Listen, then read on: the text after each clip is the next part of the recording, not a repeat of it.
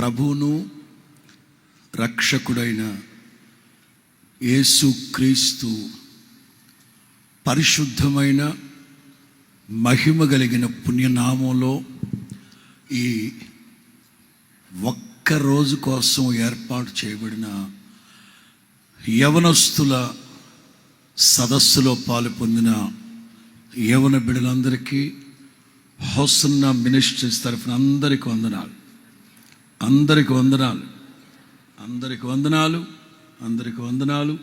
సేవకురాళ్ళందరికీ, సేవకులందరికీ ప్రత్యేకమైన వందనాలు. మిమ్మల్ని చూస్తుంటే ఓ ప్రక్కన జాలిగా ఉంది, మరో ప్రక్కన సంతోషంగా ఉంది. జాలి ఎందుకంటే మీ ఇండ్లల్లో కనీసం భోంచేసేటప్పుడు కూడా ఒక పావు గంట కింద కూర్చున్న పాపాన బోరు. అట్లాంటిది 9 గంటలకు వచ్చి కూర్చున్నారు ఇక్కడ. నౌ ద టైమ్ ఈజ్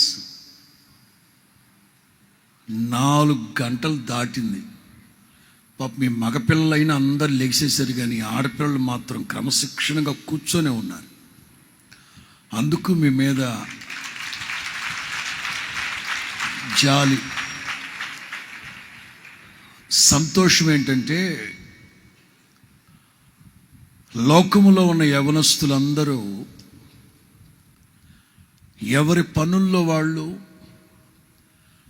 ఎవరి స్వార్థాలలో వాళ్ళు, ఎవరి ఇష్టాలకు వాళ్ళు, ఎవరి ఇచ్చలకు వాళ్ళు లోనైపోయి తిరుగుతున్న ఈ రోజుల్లో, ఈ దుర్దినాల్లో దేవుని సన్నిధి మీద మీకున్న మక్కువతో ఒక్క రోజుని ప్రభు కోసం కేటాయించడం అనేది శ్రేష్టమైన దీవెనకి ముంగుర్తు అని చెప్పడంలో ఏ సందేహం లేదు.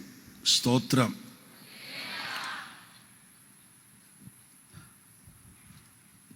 రాజు పాస్టర్ గారు సరిగ్గా 30 గంట చెప్పారు. రమేష్ పాస్టర్ గారు 20 నిమిషాలు చెప్పాడు. నేను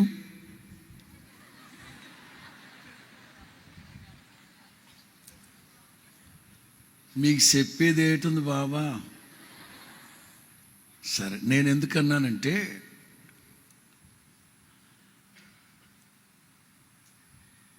ఇశ్రాయేలీలు ఐగుప్తు దాటి వచ్చాక లేవియా కాండంలో చదవద్దులే, వినండి. లేవియా కాండంలో విధులు, కట్టడలు, శాసనాలు, ఆజ్ఞలు, నిర్గమ, లేవియా కాండాల్లో ఇచ్చారు. వాటన్నింటినీ తిరిగి రెండవసారి ఉపదేశించారు మోషే. దాన్నే ద్వితి. ఎందుకంటే ఐగుప్తులో నుంచి బయలుదేరి వచ్చిన నడి వయస్కులు, ముసలోళ్ళు, ముత్తకోళ్ళు, వాళ్ళందరూ ఐగుప్తు దాటి వచ్చిన ప్రారంభ దినాల్లో దేవుడు వాళ్ళకిచ్చిన ఆజ్ఞలు, చట్టాలు, శాసనాలు. ఈ అరణ్య యాత్రలో పుట్టిన లేటెస్ట్ జనరేషన్ ఉందే, జన్జీ ఏజీ, అది వాళ్ళకి తెలియదు కాబట్టి మోషే వాటిని రెండవసారి ఉపదేశించారు. రాజు పాస్టర్ గారు ఫస్ట్ టైం ఉపదేశించారు. రమేష్ పాస్టర్ గారు ద్వితీయోపదేశకాండం చేశాడు. ఇప్పుడు ఇది ఫిక్స్ అయిపోయారు మీరు. ఇది తృతీయోపదేశకాండం. ఇది తృతీయోపదేశకాండం చాలా టఫ్గా ఉంటుంది, చాలా లోతుగా ఉంటుంది. అవును, నేను ఇప్పుడు స్టడీ చేస్తున్నానని చెప్పాను కదా, హిబ్రూ బైబిల్ అవి స్టడీ చేస్తున్నానని చెప్పాను కదా. ఒక్క మాట మీకు చెప్తాను. ఇశ్రాయేలీలు ఎంతటి సంస్కారహీనులంటే, ఇశ్రాయేలీలు ఏంటి పాస్టర్ గారు పుష్పమని వాళ్ళు అంత మాట అనేసారు అనేరు, వివరించాక మీకు అర్థమవుతుంది.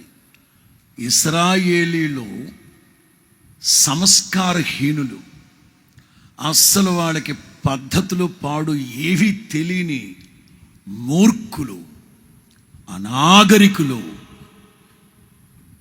అందుకనే ఐగుప్తులో నుంచి దేవుడు వాళ్ళు విడిపించి తీసుకొచ్చేటప్పుడు నిన్న ఆరాధనలో చెప్పాను నేను, దేవుడు ఇశ్రాయేలీలకు ఇచ్చిన మొట్టమొదటి కట్టడ విధి ఏంటో తెలుసా? మనకందరికీ తెలుసు. 10 ఆజ్ఞలలో మొదటి ఆజ్ఞ, నేను తప్ప మీరు వేరొక్క దేవుడు. ఇది 10 ఆజ్ఞలలో మొదటి ఆజ్ఞ. కానీ దేవుడు ఇశ్రాయేలీలకి మొట్టమొదటి ఇచ్చిన ఆజ్ఞ కట్టడ ఏమిటో తెలుసా?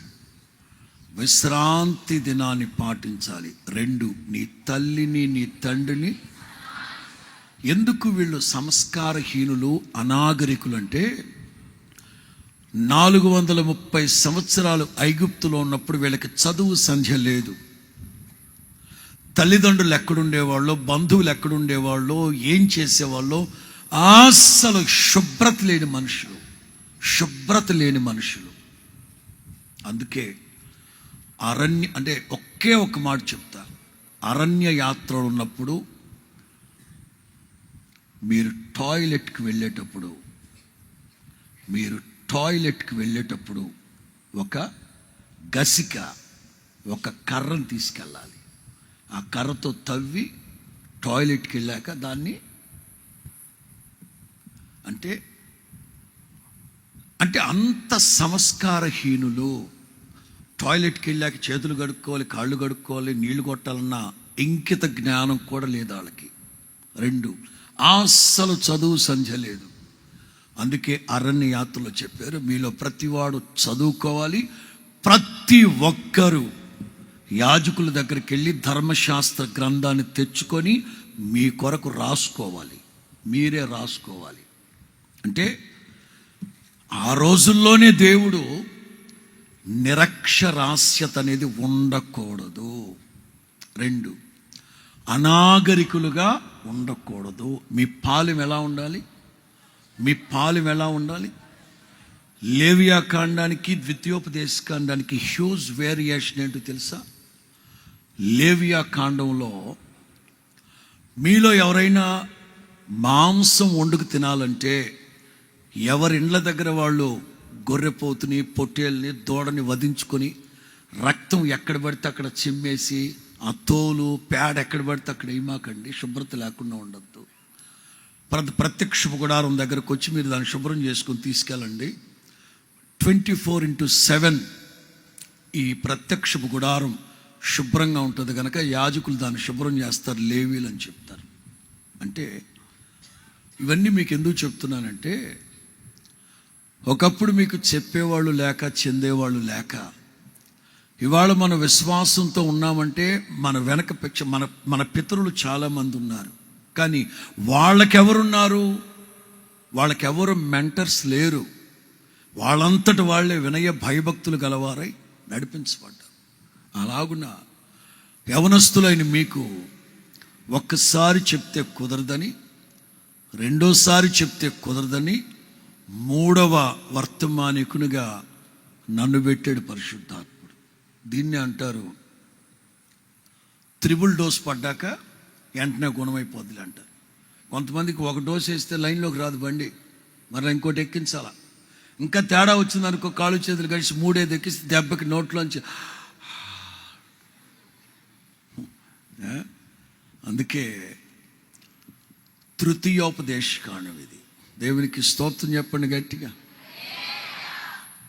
ఇది మొదలుకొని డిసిప్లైన్డ్ అండ్ డిగ్నిఫైడ్, ఒక క్రమశిక్షణ కలిగిన ఒక మంచి ప్రవర్తన కలిగిన ఎన్సాంపిల్డ్ ఓ 10 మందికి మాదిరి చూపగలిగిన యవన జీవితాలు నా ప్రభు మీకు ప్రసాదించును గాక. ఏదైతే ఇక్కడ బోధిస్తూ ఉన్నంతసేపు, స్తుతిస్తూ ఉన్నంతసేపు, మీరు వ్యక్తిగతంగా ప్రార్థనలు చేసుకుంటున్నంతసేపు, ఏదైతే మీరు ప్రార్థన చేసుకుంటూ స్తుతించుకుంటూ యోగ్యమైన మంచి మనస్సుతో దేవుని వాక్యాన్ని వింటూ ఉన్నారో, ఈ ఊహలన్నింటికి, ఈ ఊహల రేఖలకి నా తండ్రి ఊపిరి పోసి ఒక సాక్షాత్కరించబడిన మంచి భవిష్యత్తు, ఉజ్వల భవిష్యత్తు నా తండ్రి మీకు అనుగ్రహించును గాక. మంచి భవిష్యత్తు, ఉజ్వల భవిష్యత్తు ప్రభు మీకు అనుగ్రహించును గాక. అందుకే ఎంతో వ్యయ ప్రయాసలు కోర్చి 100 మంది సేవకులు సమకూర్చబడి, మేమైతే గంటల తరబడి ప్రభు సన్నిధిలో ప్రార్థన చేసుకొని ఈ వర్తమానాలన్నీ సేకరించి ఏదో సూపర్ న్యాచురల్ విషయాలు కాకుండా మీకు అవసరమైనవి ఆధ్యాత్మిక ఎదుగుదలకి. వాక్యం అంటుంది, యవ్వనుడా నీ ఆత్మ వర్ధిల్లుచు ఉన్న ప్రకారం నీవు అన్ని విషయాల్లో. అంచేత ఆత్మను గురించే, ఆత్మీయతను గురించే ఎక్కువగా బోధించాలని నిర్ణయించుకున్నాం మేము ఇక్కడ. మీరు ఆత్మలో వర్ధిల్లారనుకోండి, అన్ని విషయాల్లో వర్ధిల్లుతూ సౌఖ్యముగా ఉంటారని మా విశ్వాసం. స్తోత్రం చెప్పండి గట్టిగా. మత్తయి సువార్త 19వ అధ్యాయం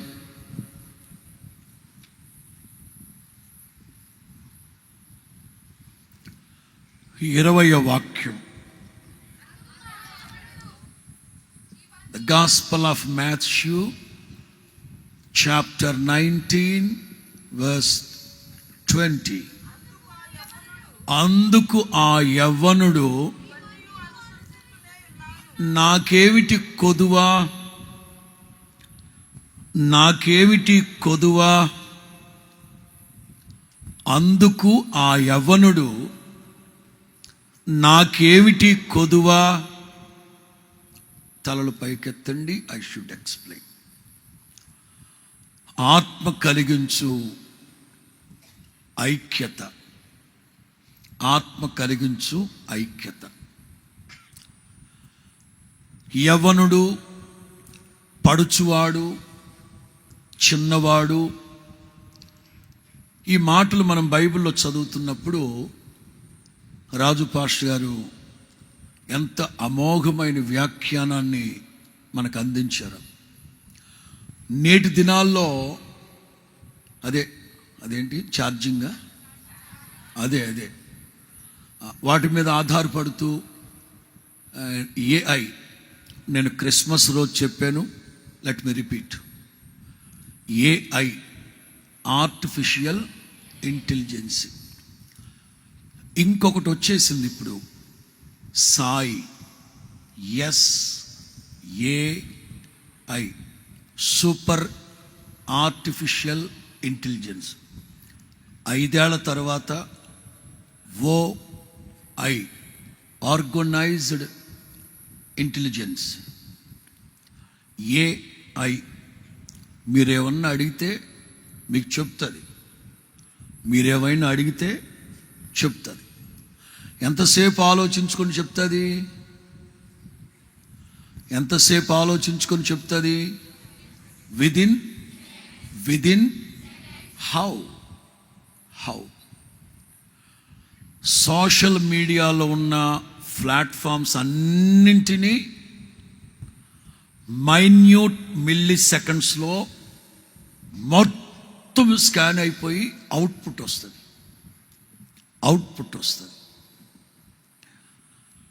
యాపిల్ పండు తినడం మంచిదా కాదా అని అడిగితే, ప్రపంచంలో ఏ దరిద్రుడు, ఏ పనికిమాలినోడు, ఏ మంచోడు, ఏ చెడ్డోడు, ఏ సంసారి, ఏ వ్యభిచారి ఎన్ని చెప్పారో యాపిల్ గురించి మొత్తం స్కాన్ చేసేసి మీకు అవుట్పుట్ చెప్తా ఉంటుంది. మీరు అడిగారు గనక సాయి SA సూపర్ ఆర్టిఫిషియల్, అది నేను నా మొబైల్లో 3వ తారీఖున ఒక బర్త్డేకి వెళ్ళాలి అని నోట్ చేసి పెట్టున్నాను అనుకోండి మొబైల్లో.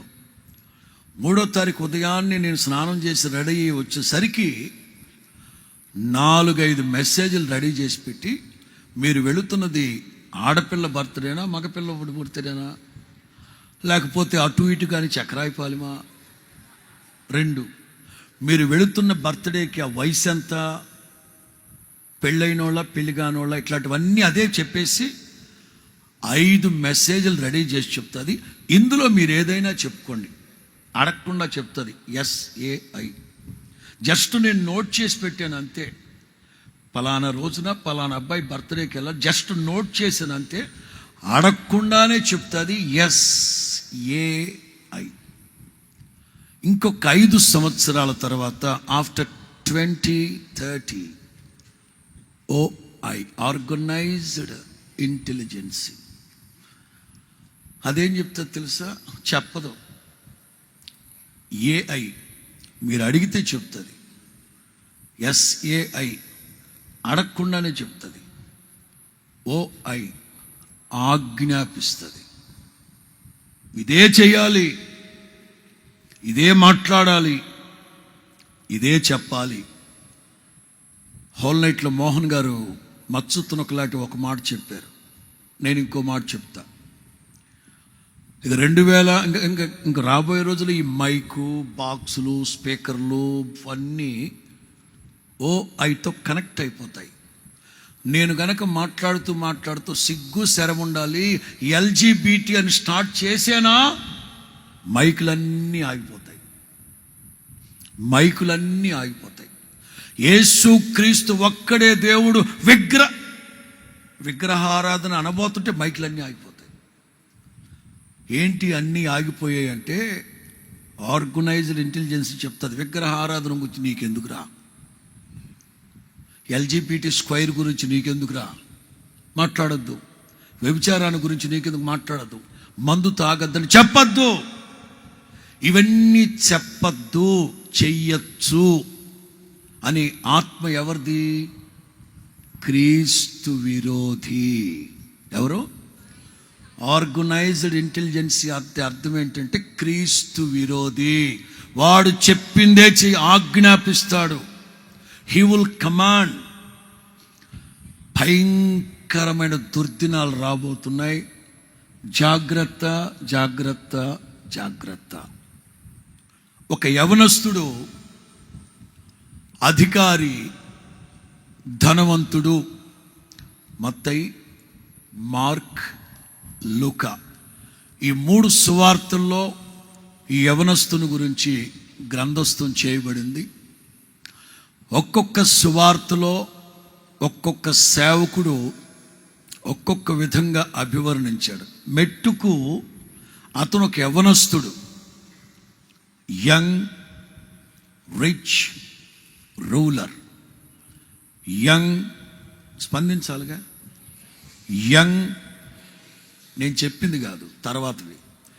Young, rich and ruler. 3 సువార్తల్లో 3 డిజిగ్నేషన్స్ అతని గురించి వ్రాయబడి ఉన్నాయి.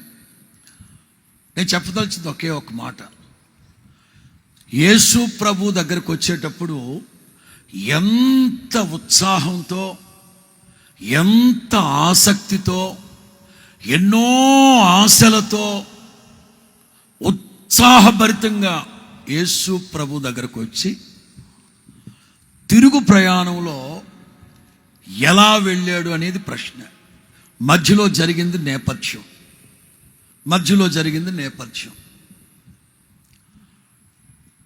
ఇవాళ ఉదయానికి దేశపు నలుమూలల నుంచి వచ్చారా, కేవలం దక్షిణ భారతదేశం మాత్రమే వచ్చారా?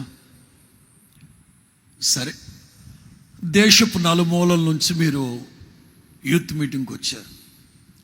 ఇక్కడికి వచ్చేటప్పుడు ఏ ఊహతో వచ్చారు, ఏ ఉత్సాహంతో వచ్చారు, ఏ ఆసక్తితో వచ్చారు, ఏం పొందుకుని వెళదామని వచ్చారు, అసలు ఏ ఏ ఏ ప్రణాళికతో, అసలు ఏ గురి గమ్యాన్ని నిర్దేశించుకుందామని ఇక్కడికి వచ్చారు.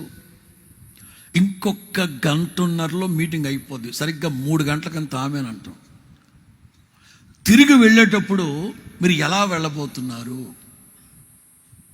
ఎలా వెళ్ళేదే ఉంది పాస్టర్ గారు, బస్సుల్లో వచ్చాం, బస్సుల్లో వెళతాం, ట్రైన్లో వచ్చాం, ట్రైన్లో వెళతాం, ఆటోల్లో వచ్చాం, ఆటోల్లో వెళతాం. మీరు ఎలా వెళతారు అని నేను అడగల, ఏ మనస్సుతో వెళతారు?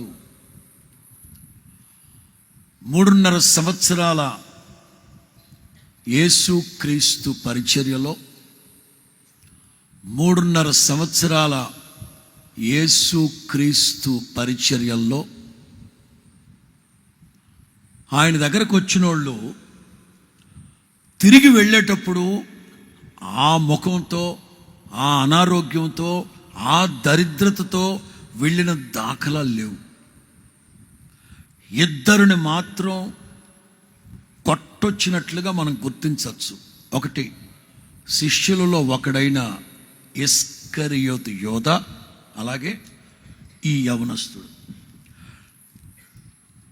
భయంకరమైన అనారోగ్యముతో, దశాబ్దాల పాటు అనారోగ్యముతో ఉన్నవాళ్ళు యేసయ్య దగ్గరకు వచ్చి మాట మాత్రం సెలవిస్తే వాళ్ళు స్వస్థపడి ఒక్క ఉదుటన గంతులేసుకుంటూ వెళ్ళిపోయారు.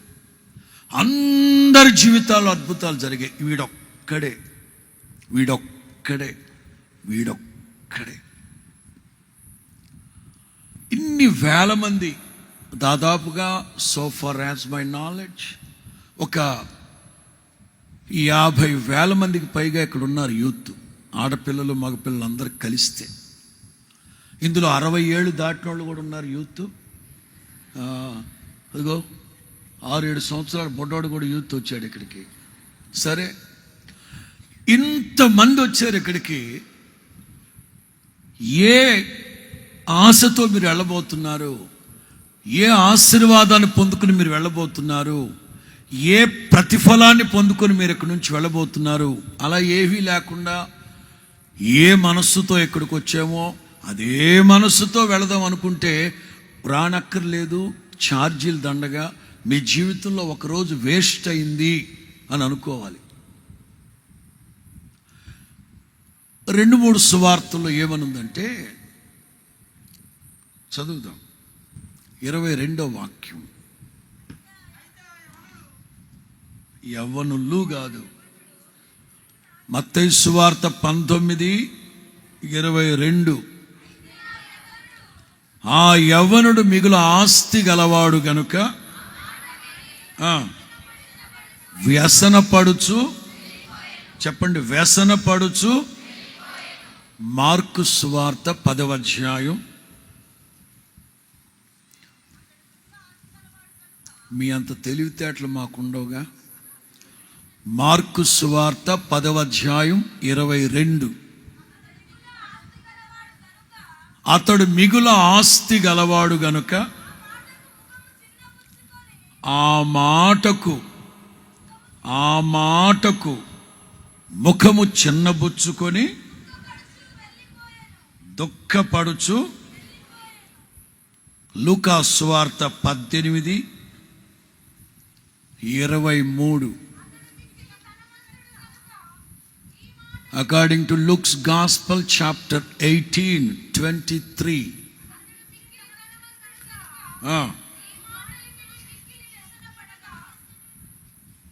అది కరెక్ట్. చదివేటప్పుడు కూడా ఆ భావం వ్యక్తీకరించాలి. ఆవిడెవరో చదివింది ఆఖరిలో, వ్యసన పడుతూ చదివింది. ఏంద్రా నా బతికిట్లా. అట్లా భావాన్ని మీరు పరికించాలి. వ్యసన పడుతూ చదివింది అక్క, ఎవరో కానీ అక్క కాదు, చిన్నపిల్లలే కదా అందరూ. స్తోత్రం చెప్పండి గట్టిగా. వచ్చేటప్పుడు ఎంతో సంతోషంగా, ఎంతో ఉత్సాహంగా, ఎంతో ఉజ్జీవంగా ఏదో పొందేద్దాం, దీవించబడిపోదాం, ఏదో వచ్చాడు. Lot of expectation in his mind. కానీ ఒక గంట తర్వాత వ్యసన పడుతూ, దుఃఖపడుతూ, ఒక్క మాటలో చెప్పాలంటే ముఖము మార్చుకొని, యవన దైవ జనాంగమా, నిలవబడిన ప్రతి సేవకుడు ఏదో ఒక కోణములో హెచ్చరిస్తూ, గద్దిస్తూ, బుద్ధి చెప్తూ, ఆజ్ఞాపిస్తూ, అక్కడక్కడ మిమ్మల్ని ఉత్సాహపరుస్తూ, ఇదిగో ఈ యూత్ మీటింగ్ ముందుకు తీసుకెళ్తా ఉన్నా, పరిశుద్ధాత్ముడు ముందుకు తీసుకెళ్తున్నాడు. అందరికీ వాతలు పడతానే ఉన్నాయి. కాకపోతే కొందరు వాత వేయబడిన మనస్సాక్షితో అలాగే చెప్తారులే అని పెడచెవిని పెడుతున్నారు. మీరు పరిశుద్ధ గ్రంథంలో కాస్త మనస్సు పెట్టి చదవండి. తర్వాత నేను ఈ మధ్య బైబుల్ స్టడీ కోసమని ఎక్కువ స్టడీ చేస్తున్నాను కదా. మీరు ఇది పాటించాలి అనే ప్రతి చోట ముందేమనుంటుందో తెలుసా? మీ దేవుడైన యెహోవా వాక్కు శ్రద్ధగా విని దానిని మీరు అనుసరించాలి. శ్రద్ధగా విని పాటించాలి. యోగ్యమైన మంచి మనస్సుతో విని పాటించాలి.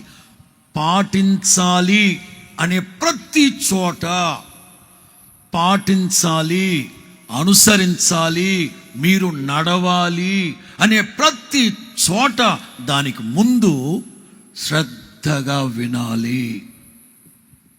విత్తనాలను గురించిన ఉపమానం చెప్తారు యేసు ప్రభు. మంచి నేలను పడిన విత్తనాలను పోలిన వాళ్ళు ఎవరు? యోగ్యమైన మంచి మనస్సుతో విని ఓపికతో ఫలించేవాళ్ళు కదా. కింద వాక్యానికి వెళితే, మీరు ఎలా వినుచున్నారో మిమ్మల్ని గురించి మీరు జాగ్రత్తగా చూసుకోండి. మీరు ఎలా వినుచు ఉన్నారో మిమ్మల్ని గురించి మీరు జాగ్రత్తగా. రాజయ్య గారు చెప్పారు, రమేష్ అయ్య గారు చెప్పారు, నేను చెప్తున్నాను. ఇది తృతీయ కాండం. ఇంత చెప్తా ఉన్నా అసలు మీరు ఏ మనస్సుతో వింటున్నారు? ఏ భావాలను మనసులో పెట్టుకొని మీరు వింటున్నారు? సరే, సేవకులు చెప్పింది మనం పాటిద్దారన్నట్లు వింటున్నారా? లేకపోతే ఏదో వినడానికి వచ్చాం, ఓ పెన్ ఇస్తారట, లేకపోతే అంతే లేదు, ఒక్కటేగా. ఆ మధ్య ఒకరు మెకానిక్ కుర్రాడు అడిగాడు, అయ్యగారు చదువుకున్న వాళ్ళకి పెన్లు ఇస్తున్నాను, నీ మెకానిక్ నాకు స్క్రూ డ్రైవర్ అని ఇస్తారా లేదని. సరే ఏదో చేద్దాంలే, 4 స్క్రూ డ్రైవర్లు కొందామనుకుంటే ఆ పిల్ల వచ్చింది, అయ్యగారు నేను మిషన్ కుడతానని నాకు టేప్ ఇస్తారా అంది. నీకు ఒక టేపు, వీడికి ఒక స్క్రూ డ్రైవర్ ఇస్తావు, కూర్చుంటే మేము ఇక్కడ ఆస్తులు అమ్ముకోవాలి. ఏ ఉద్దేశంతో వచ్చాం మనం ఇక్కడికి? పదే పదే పదే పదే దేవుని వాక్యం నేను హెచ్చరిస్తూ ఉందంటే దానిని గురించిన ఒక దిద్దుబాటు నీవు గనక చేసుకుంటే ముఖం మార్చుకున్నాడట. సామెతల గ్రంథం 21:29 సేవకుల్లో ఒకరు బిగ్గరగా చదవచ్చు కదా. సామెతలు 21:29. అమ్మా చదువుతుంది అక్కడ, చెప్పానుగా. భక్తిహీనుడు తన ముఖాన్ని మార్చుకుంటాడు, యథార్థవంతుడు తన ప్రవర్తనను. అది తలలు పైకెత్తాడు. ఇప్పుడు ఈ యవనస్తుని గురించి మనం ఏం మాట్లాడుకుందాం? భక్తి లేనివాడు అందారా? అట్లనరాదు. అతనిలో ఉన్న క్వాలిటీస్, అతనిలో ఉన్న క్వాలిఫికేషన్స్ ఒక 7 మాటలు చెప్తాను. అన్నీ మంచివే. ఆ యవ్వనుడు నాకేంటంట కొదువా అని అడుగుతున్నాడు. రమేష్ అన్నాడు కదా, ఇంకా అసలు అడగడం దేనికి? చెప్పాక ముఖం మార్చుకోవడం దేనికి? అసలు పాటించేవాడు కూడా అడిగి సావడు. ఇట్లాగా పాటించేవాళ్ళు కూడా ఇట్లా అడగరేమో.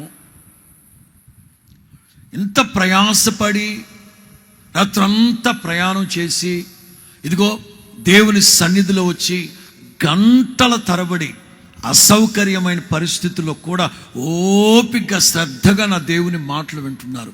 ఎంత విని దీన్ని పాటించకపోతే ఎలాగా? ఓ పరిశుద్ధుడు ఓ చిన్న అలంకారం కాదు, జరిగిన మాట చెప్పాడు. ఒక పరిశుద్ధుడు వారి జీవితంలో జరిగిన ఒక మంచి మాట చెప్పాడు. వాళ్ళు ఒక 6 స్నేహితులు ఉండేవారట. 6 స్నేహితులు, 15-16 సంవత్సరాల వయస్సు. వాళ్ళ గ్రామానికి దగ్గరలో ఓ చిన్నపాటి అడవి, అది కుందేళ్ళు ఇట్లాంటి చిన్న చిన్న జంతువులు ఉంటాయి. ఈ 6 వేటకెళ్ళారు కుందేళ్ళని వేటాడదామని. కుందేళ్ళని వేటాడదామని వెళితే ఒక కుందేలు ఒక వలలో పడ్డట్టుగానే పడి చెంగ ఎగిరి పారిపోతుందంట. మిగతా 5 పరిగెత్తిన సేపు పరిగెత్తారు, కానీ వాళ్ళకు ఓపిక లేక, ఎందుకంటే ఒక్కొక్కడు ఫ్యామిలీ ప్యాక్ అయిపోయినారు. ఓపిక లేక ఒకడు మాత్రం కుందేలు ఎంత వేగంగా వెళుతుందో దాన్ని వెంటబడి వెంటబడి వెంటబడి వెంటబడి వెంటబడి తరిమి తరిమి గంట సేపు ఆ కొమ్మ బుర్ర కొట్టుకుని టపాను కొట్టుకుని మరలా లేచి మరలా ఆట వెళ్తూ ఉంటాడు. కొమ్మ దగ్గర దబాని కింద పడిపోయి మరలా కాలంలో ములుగుచుంటే ఆ ముళ్ళు తీసి మొత్తం మీద పరిగెత్తి పరిగెత్తి పరిగెత్తి పరిగెత్తి పరిగెత్తి ఇప్పుడు పట్టుకోపోయేసరికి గోతులో పడ్డాడు. పడే క్రమంలో ఒళ్ళంతా ముళ్ళు, రేగి కంప ముళ్ళు ఇరుక్కుపోయినాయి, తగులుకుపోయినాయి. మొత్తం మీద రక్త మడుగులు పడిపోయాడు. తల పెచ్చ పైపోయి కొమ్మ తగిలిన దానికి మొత్తం మీద ఆ కుందేలు పట్టుకుని గట్టిగా గోతులో పడుకున్నాడు. వీళ్ళు 5 గంటన్నర సేపు నెత్తుకుంటూ చూస్తాడు. అక్కడ ఉన్నాడు. అబ్బా మొత్తం మీద యు గాట్ ఇట్ రా. బయటికి తీసుకొచ్చాక వాళ్ళల్లో ఒకడికి మంచి ఆలోచన వచ్చింది. వాడు అన్నాడంట, ఒరే ఎంత ప్రయాసపడి కుందేలు పట్టుకున్నావురా, ఎందుకు నువ్వు కుందేలు మాంసం తినవు కదరా? నిజమే, వాడు కుందేలు మాంసం తిన్నట్ట. తినని భాగ్యానికి ఎందుకు పరిగెత్తినట్టురా? అసలు నువ్వు తినని భాగ్యానికి ఒళ్ళంతా రక్తశక్తం అయిపోయి గోతులో పడడం దేనికిరా? తినని భాగ్యానికి పట్టుకోవడం దేనికి? పాటించని చందానికి. మీ దైనందిన జీవితంలో ఈ మాటలు, ఈ నా దేవుని మాటలు అనుసరించని భాగ్యానికి వినడం దేనికి? రావడం దేనికి? ఎందుకో మరి దేవుడు తృతీయ కాండముగా ఈ మాటలు మీకు బోధిస్తూ ఉన్నాడు. భక్తిహీనుడు ముఖాన్ని మార్చుకుంటాడు, కానీ యథార్థవంతుడు తన జీవితంలో జరిగిన పొరపాటు మరలా జరగకుండా సరిదిద్దుకుంటాడు, చక్కదిద్దుకుంటాడు, సరిదిద్దుకుంటాడు.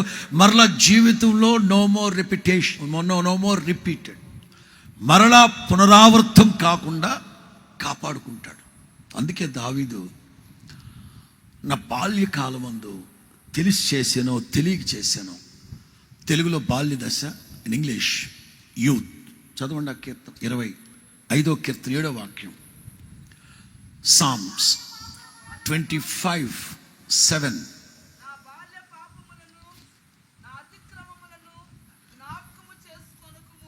25వ కీర్తన 7వ వాక్యం చదవండి. తెలుగు బైబిల్లో బాల్య పాపము. ఇంగ్లీష్ చదువుతారా? ఎక్కడ సార్? డిస్ప్లేలో చూడండి. Remember not the sins of my youth. యవన కాలమందు నేను తెలిసి చేశానో తెలియక చేశానో, పరిస్థితులన్నీ అనుకూలంగా వచ్చినందువల్ల ఆత్రాన్ని ఆపుకోలేక చేశానో, బుద్ధి లేని పడుచు వాళ్ళలాగా దరిద్ర పనులు చేశానో తెలదు. కానీ బాబా, ఒకసారి జ్ఞాపకం చేసుకోండి సార్. నేను గత 2 సంవత్సరాల క్రితం నేను కయ్యూను గురించి మీకు చెప్పాను. కయ్యూను తప్పుడోడే, నరహంతకుడే. కానీ అతను ఒక ప్రాంతానికి వెళ్ళిపోయి ఒక పట్టణాన్ని కట్టాడట.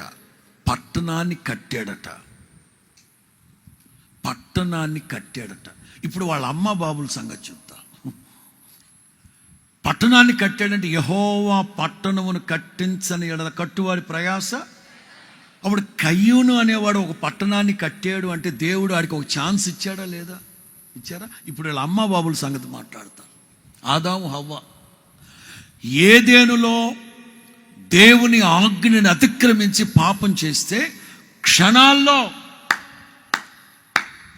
గెట్ లాస్ట్, ఏదెనులో నుంచి వాళ్ళిద్దరిని వెళ్ళగొట్టేశాడు.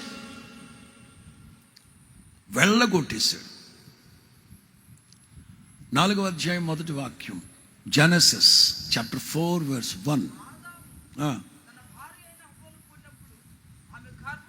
ఆమె గర్భవతి అయి ఎవరి దయ వలన? అసలు మీకు దేవునికి అసలు సంబంధాలు ఉన్నాయా? ఎలగొట్టేశాడు కదా తోటలోంచి మిమ్మల్ని.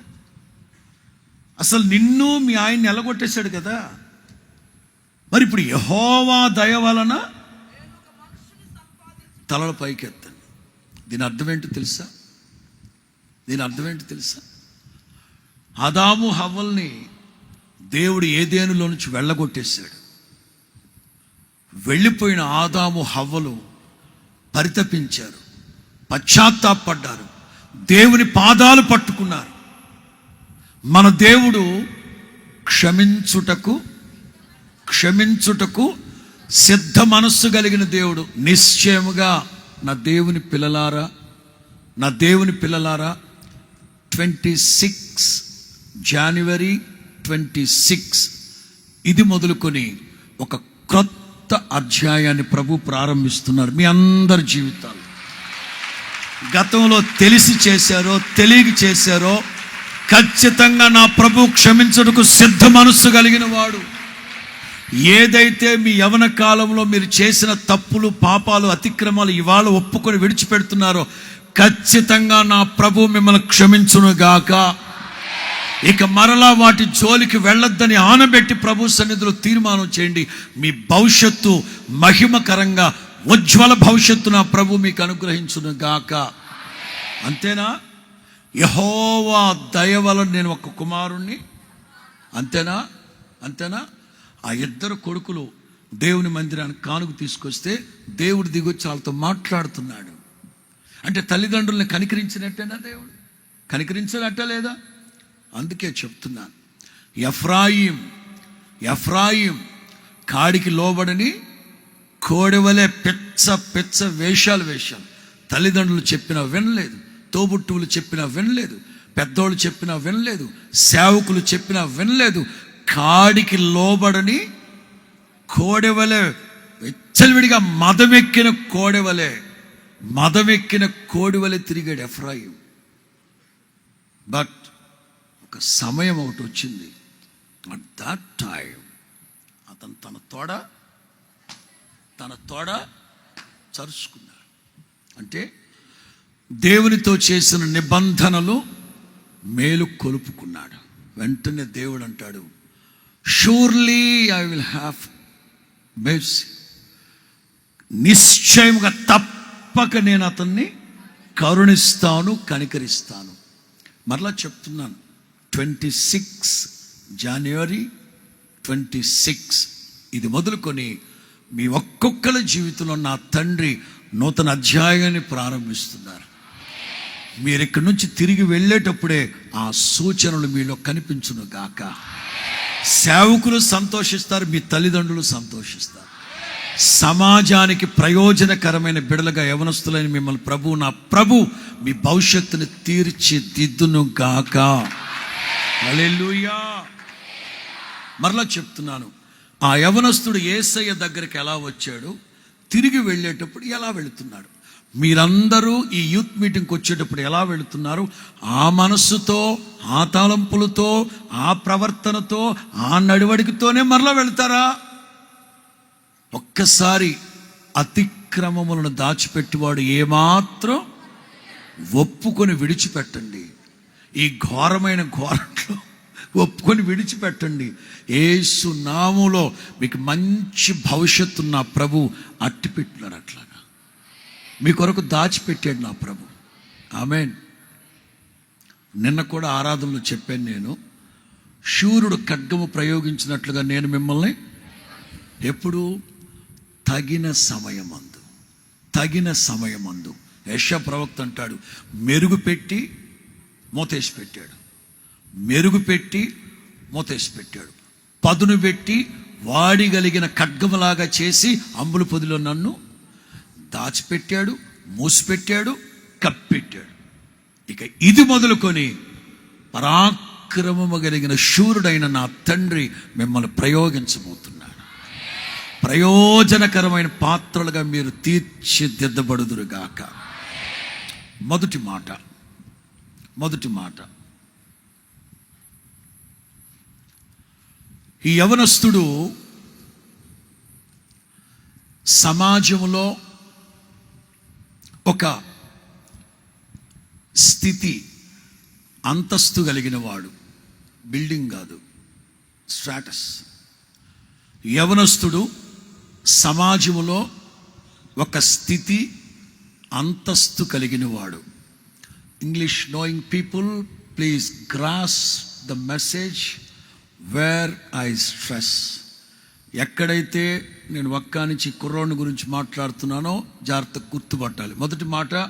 మొదటి మాట ప్రెస్టేజియస్ యంగ్ మ్యాన్.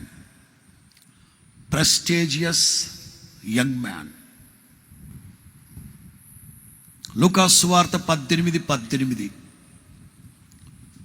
లూకాసు సువార్త 18:18. ఒక అధికారి, సమాజంలో ఒక అంతస్తు కలిగిన వాడు, ఒక స్థితి కలిగిన వాడు. శాతగానోడు కాదు, పనికిమాలినోడు కాదు. ఎవరి ద్వారా కలుగుతుంది అది? యవనస్తులారా ఆలకిస్తున్నారా? యవనస్తుడైన ఇతను ఒక అధికారి, ruler and responsible person in society. Ruler and responsible young man. సమాజంలో ఒక స్థితి, ఒక హోదా ఎలా వస్తుంది? దేవుడు ఎవరంటే మనల్ని ఉన్నత స్థితిలో నిలవబెట్టగలిగిన వాడు. అలాగని ఉన్నత స్థితిలో ఉన్నవాళ్ళని పెంట దెబ్బల మీదకి తీసుకెళ్ళేవాడు ఆయన. హన్నా తన ప్రాంతంలో చెప్తుంది, మంటి దెబ్బల మీద ఉన్నవాళ్ళని, పెంట కుప్పల మీద ఉన్నవాళ్ళని సింహాసనం మీద రాజులతో కూర్చుని పెట్టేవాడు ఆయనే. సింహాసనాల మీద ఉన్నవాళ్ళని తీసుకొచ్చి పడద్రోయేవాడు ఆయనే. యవనస్తులైన పిల్లలు మొట్టమొదటిగా మీరు గుర్తుపెట్టుకోవాల్సింది ఏంటంటే, సమాజంలో గౌరవప్రదమైన ఒక జీవితాన్ని మీరు జీవించాలి. మీ స్నేహితుల మధ్యలో, మీ సమకాలికుల మధ్యలో, మీ ఇంటి పేరటోళ్ళ మధ్యలో, మీ కుటుంబ సభ్యుల మధ్యలో ఒక స్థితి, ఒక మంచి స్థితి ఎప్పుడు వస్తుంది మీకు? అది మనుష్యుల ద్వారా కలిగిందా? ఇవాళ మనల్ని అందలు వెక్కించిన వాళ్ళు కాస్త ఏదైనా తేడా వచ్చిందనుకోండి, కుర్చీ కాళ్ళు లాగేస్తారు, మనం కింద పడిపోతాం. ఇందాక రాజు పాస్టర్ గారు చెప్పారు కదా, అబ్రహాం ఇంట అలవర్చబడిన వాళ్ళని. సొదొమ రాజు వచ్చి అంటాడు, అబ్రహామా, ఈ మనుషులందరూ నాకు ఇచ్చేయి, యుద్ధం చేసి పోరాడింది నీవు గనక వెండి బంగారాలన్నీ నువ్వే తీసుకో. తీసుకో, వెండి బంగారాలన్నీ నువ్వే తీసుకో, మనుషులు మాత్రం నాకు అప్పచెప్పమన్నాడు. అబ్రహాం అంటాడు, కుడి చేతిని పైకెత్తి, చెప్పులు వారైనను నూలు పోగైన నాకు అక్కర్లేదు. వాయ్, ఎందుకని నేను అంత దుర్మార్గుని అనుకున్నావా? నేను రాజనీతి కలిగిన వాడిని, నువ్వు కదా యుద్ధం చేసి తీసేసుకో. అబ్రహాం అంటారు, ఇక కనబడ్డ ప్రతి ఒక్కడికి డప్పేసి మరీ చెప్తావు, డప్పేసి మరీ చెప్తావు.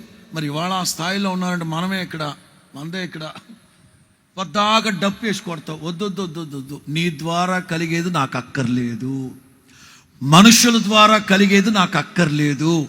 ఏదైనా కలిగితే నా దేవుని ద్వారా కలగాలి. ఏదైనా కలగాలంటే నా దేవుని ద్వారా కలగాలి. సమాజంలో ఒక రెస్పెక్ట్, సమాజంలో ఒక ఉన్నత స్థితి నాకు కలగాలంటే అది దేవుని ద్వారా కలగాలి. చాలామంది స్నేహితుల ద్వారా, ప్రేమించిన వాళ్ళ ద్వారా, నచ్చిన వాళ్ళ ద్వారా, మెచ్చిన వాళ్ళ ద్వారా ఏదో మనం పైకి వెళ్ళిపోదాం అని ఆశపడతారు. కానీ అది పొరపాటు. సామెతల్లో ఉంటుంది కదా, యెహోవా ఆశీర్వాదం దేవుని ద్వారా కలిగితే అది ఐశ్వర్యంగా మారుతుంది. మీకు ఐశ్వర్యానికి ఆశీర్వాదానికి తేడా తెలుసా? చాలామందికి అది అర్థం కాక మాట్లాడతారు. యెహోవా ఆశీర్వాదం ఏమిస్తుందట? ఆశీర్వాదం ఏమవుద్దట? ఆశీర్వాదానికి ఐశ్వర్యానికి తేడా ఏంటో చెప్పన? సమకాలికుల మధ్యలో సొంత ఇల్లు కలిగి ఉండడం ఆశీర్వాదం. సమకాలికుల మధ్యలో సొంత కారు కలిగి ఉండడం ఆశీర్వాదం. సమకాలికుల మధ్యలో, ఇంటి పేరటోళ్ళ మధ్యలో మంచి ఉద్యోగం కలిగి ఉండడం ఆశీర్వాదం. అయితే ఆశీర్వాదాన్ని కాపాడుకోవాలంటే మనం ఖర్చు పెడతా ఉండాలి. ఇంటి పన్ను కట్టాలనా లేదా? ఎరా మాట్లాడరే? మాకేం తెలిసిన మా అమ్మ బాబులు చూసుకుంటున్నారు కానీ అంటున్నారా? చెప్పండి. ఇంటి పన్ను కట్టాలనా? Current bill కట్టాలనా? ఇంకా ఆ పన్ను ఈ పన్ను, పన్నులన్నీ కట్టాలా? దేవుని ఆశీర్వాదం అనేది సొంత ఇల్లు, సొంత కారు, సొంత బైకు, ఇవన్నీ కలిగి ఉండడం ఆశీర్వాదం. ఐశ్వర్యం అంటే ఒక్క 2-3 ఇండ్లు మనకుండి వాటిని అద్దెకిచ్చున్నాం అనుకోండి, వాటి ద్వారా వచ్చే ఆదాయం మనకు కలుగుతుంటే అది ఐశ్వర్యం. ఆశీర్వాదం అంటే మనం ఖర్చు పెట్టి కాపాడుకోవాలి. ఐశ్వర్యం అంటే మనకు లబ్ధి కలిగేదాన్ని ఐశ్వర్యం అంటారు. స్తోత్రం చెప్పు గట్టిగా. ఏదైనా సరే దేవుని ద్వారా కలగాలి. యెబ్బేజుని గురించి మనం చదువుతాం. తన సహోదరులందరికంటే చెప్పండి తన సహోదరులందరికంటే ఆడి బ్యాక్గ్రౌండ్ ఏంటి? యెబ్బేజు బ్యాక్గ్రౌండ్ ఏంటి? కన్న తల్లి 9 మాసాలు మోసి, రక్తాన్ని పంచి, పేగు తెంచి, ప్రాణాన్ని పంచి, ఇన్ని పంచి తెంచి ఇన్ని చేసిన తల్లి దరిద్రపు కొట్టు మొహమాడా అని పేరు పెట్టి చచ్చింది. కన్న తల్లే వాడికి ఆ పేరు పెట్టి చచ్చిపోతే తోబుట్టువులు బతకనిస్తారా వాడిని? బడికెళితే స్నేహితులు బతకనిస్తారా వాడిని? ఎలా మార్చబడ్డాడు? తన సహోదరులందరికంటే. నేనేదో దేశంలోనే పైకి వెళ్ళిపోమని చెప్పట్లే. మీకున్న సర్కిల్లో మీరు తలగా ఉండాలి. రెస్పాన్సిబుల్ యంగ్ పీపుల్గా ఉండాలి. క్లైమాక్స్కి వెళ్ళేసరికి వీడి బ్రతుకంతా బయటకు వచ్చింది. మనకు రావడం ఒక అధికారి, సమాజంలో ఒక స్టేటస్ కలిగిన వ్యక్తి తిన్నగా ప్రభువు దగ్గరకు వచ్చాడు. ఆ స్థానం ఎలా వచ్చింది అతనికి? దావీదు తన సహోదరులందరిలో ఘనత పొంది ఉన్నాడు. యెబ్బేజు మనం చరిత్ర పుటల్లోకి వెళితే అందరిలో నేను అంటాను, మీ సహోదరుల మధ్యలో, మీ స్నేహితుల మధ్యలో మీరు ఒక ఉన్నత స్థితిలోకి మీరు వెళ్ళి నిలవాలి అంటే యెబ్బేజులాగా మంచి ప్రార్థనా పరులై ఉండాలి. యవనస్తులకి అది కొదువైపోయింది. అది కొరత అయిపోయింది. నేను, రమేష్, యేసన్న గారు సింగపూర్ వెళ్ళాం. ఎన్నోసార్లు చెప్పాను, లెట్ మీ రిపీట్. ఒక ఇంట్లో ఉన్నాం. యేసన్న గారు ఒక గదిలో, మోహన్ గారు ఒక గదిలో, నేను రమేష్ ఒక గదిలో, మా పక్కన ఆ ఇంటి బొడ్డోడిది భార్యాభర్తలు. ఉదయాన్నే 4 గంటల నుంచి 5 గంటల వరకు స్తోత్ర ప్రార్థన. అందరం హాల్లోకి వచ్చి స్తోత్ర ప్రార్థన వెళ్ళి పడుకునేవాళ్ళం 4 to 5. 5 గంటల నుంచి 6 గంటల వరకు వాళ్ళ ఇంట్లో బొడ్డోడు ఒకడున్నాడు. లేకరా ఈడి పూల సొక్క లేదురా, వాళ్ళ ఇంట్లో కుర్రాడాడు, వాడికి 6 సంవత్సరాలు. గంట సేపు ఏడుస్తున్నాడు పక్క గదిలో. మాకేమో నిద్రపట్టి సావట్లే. 1 రోజు అయింది, 2 రోజులు అయింది. ఇక 3వ రోజు మా వల్ల కాక శిష్య గారు ఉదయాన్నే స్తోత్ర ప్రార్థన అయిపోయిన తర్వాత, మీ బొడ్డోడికి ఏదో కడుపు నొప్పో లేకపోతే ఇంకేదో నొప్పి వస్తున్నట్టుందండి. వాడు గంట సేపు ఏడుస్తూనే ఉంటున్నాడు. స్తోత్ర ప్రార్థన అయిన తర్వాత మాకు నిద్రపట్టి సావట్లేదు, కొంచెం వాడిని చూడండి. వాళ్ళమ్మంది, ఓహో మీకు అలా అర్థమైందా? అలా అర్థం అవడం ఏంటి? వాడు అట్లాగే ఏడుస్తున్నాడు కడుపు నొప్పి వచ్చిన వాళ్ళలాగా. సరే వాడు స్కూల్ నుంచి వచ్చాక వాడిని అడుగుతానులేండి అంది. వచ్చాక ఆవిడ అడిగింది, నాన్న మార్నింగ్ 4 to 5 ప్రైజింగ్ ప్రేయర్ అయిపోయాక 5 to 6 o'clock నువ్వు ఏడుస్తున్నావంట. నీ కడుపు నొప్పా లేకపోతే తలకాయ నొప్పా? ఏమి నొప్పి అంది. నో మే, అట్లాంటిది ఏం లేదా నాకు అన్నాడు. మరి ఎందుకు రోజు ఏడుస్తూ ఉన్నావు? 2 రోజుల నుంచి ఏడుస్తున్నావు కదా. 2 రోజుల నుంచి కదా, 1 year నుంచి ఏడుస్తున్నాడు. మరి ఏమైందమ్మా? స్తోత్ర ప్రార్థన అయిపోయి పడుకుంటే యేసు ప్రభు వచ్చి వాడిని లెగ్గొడుతున్నాడంట. వాడి వయసు 6 ఏళ్ళు. మన ఇద్దరం కలిసి ప్రార్థన చేద్దామా అని అడిగాడంట. సరేనన్నాడంట. సంవత్సరం రోజులుగా వాడు యేసయ్య వేకుని లేచి ప్రార్థన చేస్తున్నారంట. 6 సంవత్సరాల వయసు. అవాక్కైపోయాం మేము. ఇప్పుడు కొంతమందికి కథ చెప్తున్నారు, అమ్మ ఇట్లాడు జరుగుతాయా అని అనుమానపు ఆత్మ ఒకటి క్రియ చేస్తూ ఉంటుంది. అది అనుమానం ఆత్మ కాదు, దురాత్మది. కూర్చో. చిన్న పిల్లాడిని ప్రభు లెగ్గొట్టి ప్రార్థన చేద్దాం మన ఇద్దరమే. ఇవాళ యవనస్తులు అన్నిటికీ సమయాన్ని కేటాయిస్తున్నారు. అన్ని పనులకి పర్ఫెక్ట్ టైం టేబుల్ మెయింటైన్ చేస్తున్నారు. కానీ ప్రార్థన ఏది? ఫస్ట్ ఆఫ్ ఆల్ ఎబ్బేజు తన సహోదరులందరికంటే ఘనపరచబడ్డానికి కారణం ఏంటో తెలుసా? యెహోవా అతని ప్రార్థన, అతని చేసిన మనవి అతనికి, అంటే మంచి ప్రార్థనాపరుడు. నేర్చుకోలేదా? తల్లిదండ్రులు మీకు నేర్పించలేదా? మీరైనా నేర్చుకోండి. భయంకరమైన దుర్దినాలు రాబోతున్నాయి. మీకు తెలియకుండానే మీ జీవితాలు ఆగమాగం అయిపోయే రోజులు రాబోతున్నాయి. అట్లాంటి దుర్దినాలలో నుంచి, రాబోతున్న వాటిలో నుంచి తప్పించుకోవాలంటే, శక్తి గలవారమై ప్రభు ఎదుట నిలబడాలంటే ప్రార్థన, ప్రార్థన, ప్రార్థన, ప్రార్థన. ఈ యవనస్తుడు మంచి ప్రార్థనాపరుడు, సమాజంలో ఒక స్థితి కలిగినవాడు. మరలా చెప్తున్నాను, ప్రెస్టేజియస్ యంగ్ మ్యాన్. సమాజంలో ఒక ఉన్నత స్థాయి, ఒక స్థితి, ఒక అంతస్తు నీకు కలగాలంటే మనుషుల వలన కాదు, దేవుని పాదాలు పట్టుకోవాలి. స్తోత్రం చెప్పండి గట్టిగా. మంచి ప్రార్థనాపరులై ఉండాలి. ప్రార్థన చేసేటప్పుడు ఖచ్చితమైన ప్రార్థన ఉండాలి. ఖచ్చితమైన ప్రార్థన. ఎబ్బేజు ప్రార్థన చేసేటప్పుడు, యెహోవా నీవు నన్ను, అక్కడ దేవుని చిత్తం అక్కర్లేదు, ఆశీర్వదించబడ్డమే దేవుని చిత్తం. ఆశీర్వాదానికి వారసులుగా ఉండేందుకే పిలువబడ్డాం. అక్కడ దేవుని చిత్తం అక్కర్లేదు. భవిష్యత్తులో ఏం చదవాలో, భవిష్యత్తులో ఎక్కడ చదవాలో, ఏ సబ్జెక్టు చదవాలో, ఎవరిని పెళ్లి చేసుకోవాలో, వాటిని గురించి దేవుని చిత్తాన్ని అడగండి. కానీ ఆశీర్వదించబడ్డానికి మాత్రం మీ చిత్తమైతేనే మాట పెట్టద్దు. అక్కడ ఎబ్బేసు కన్ఫామ్గా ప్రార్థన చేస్తున్నారు, నీవు నన్ను ఆశీర్వదించి. మంచిది. మొదటిగా యేసు ప్రభు దగ్గరకు వచ్చిన ఆ అధికారి సమాజంలో ఒక స్టేటస్, రెస్పాన్స్ అండ్ రూలర్. మీకు కూడా మీ తోటి వాళ్ళ మధ్యలో రెస్పెక్టబుల్గా మీరు బ్రతకాలంటే మీరు ప్రార్థనా పరులై ఉండాలి. రెండో మాట, ప్రివిలేజ్డ్ యంగ్ మ్యాన్.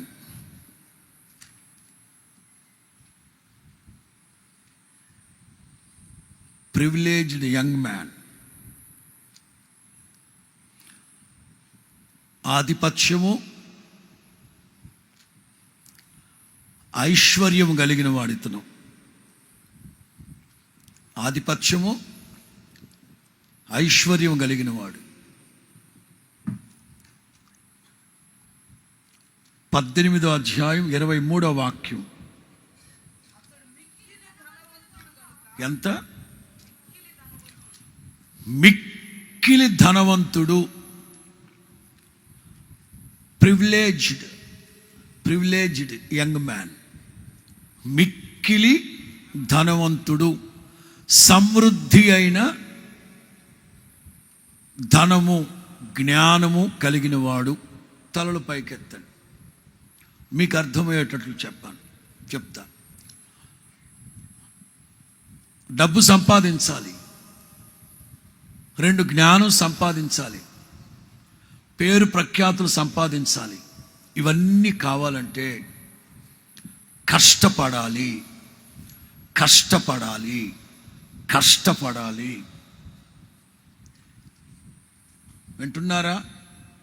వింటున్నారా? నేటి సమాజంలో యవనస్తులు ఎలా తయారయ్యారంటే, ఈజీ మనీకి అలవాటు పడి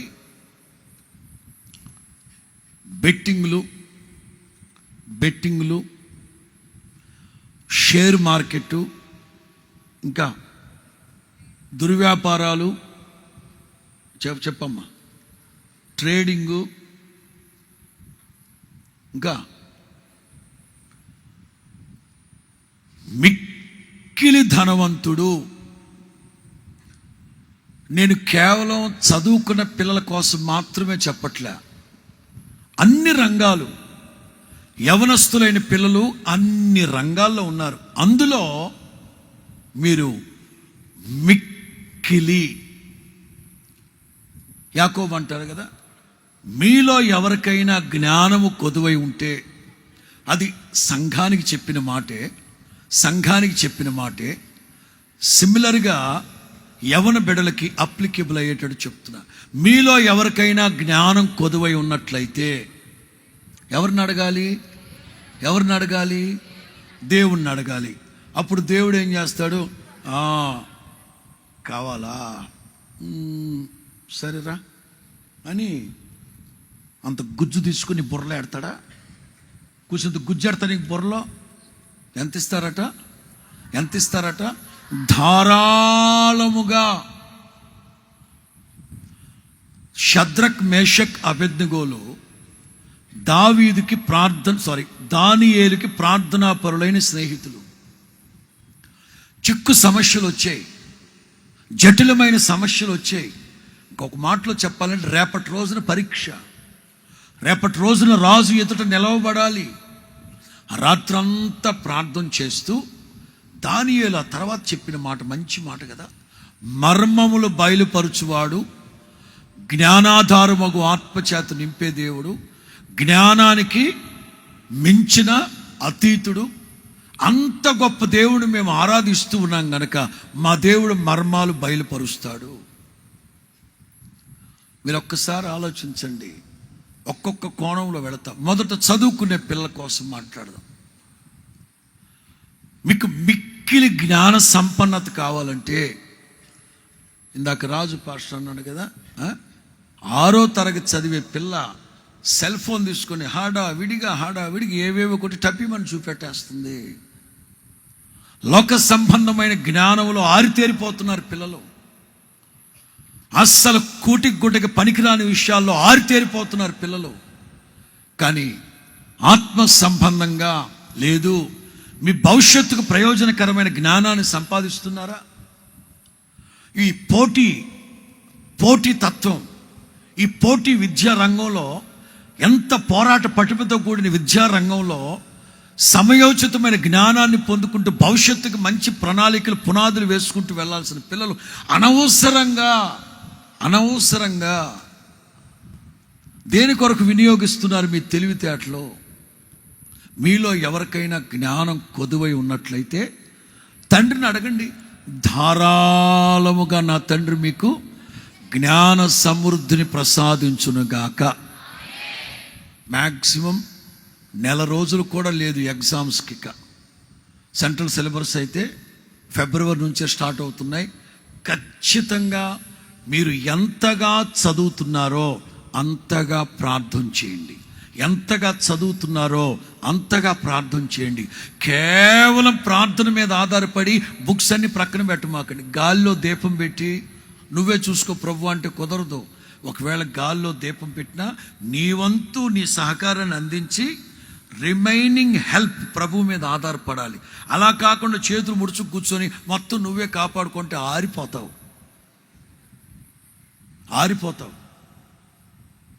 ఈ యవనస్తుడు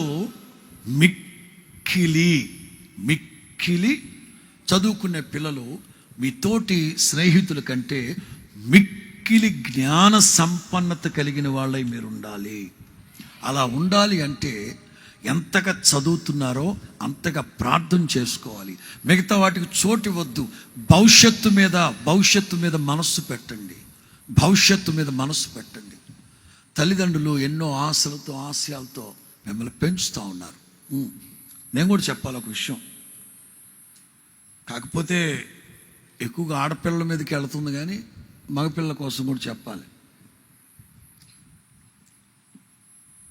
విజయవాడ విశ్వాసి సంఘ పెద్దలేండి, వాళ్ళక్క బందర్లో ఉండేది.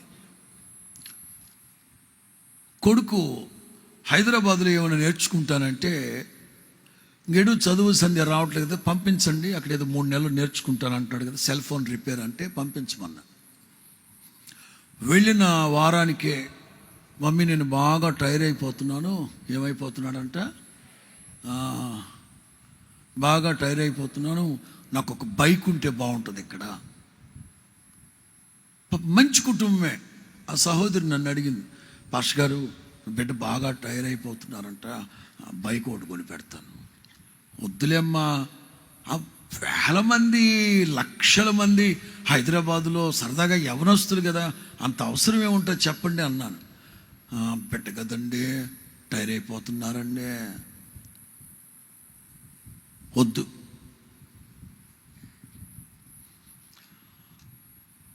రెండు వారాల తర్వాత విజయవాడ హాస్పిటల్లో ఫోన్ వస్తే వచ్చా. బైక్ సంగతి దేవుడు ఎరుగు. ఇట్లాగే ఒక కొంచెం స్థలం ఉంటే అమ్మి బైక్ కొనిపెట్టింది. 3 లక్షల రూపాయల బైక్ అంతా 10 గేదెలు పెంచుకోవచ్చు, పాలు బితికి కేంద్రానికి పోయొచ్చు. బైక్ మొక్కలు అయిపోయింది, వీడి కాళ్ళు చేతులు మొక్కలు అయిపోయినాయి. ఎవరో అనోన్ పర్సన్స్ తీసుకొచ్చి విజయవాడలో చేర్పించారు. దండం పెట్టి చెప్పా, వద్దు.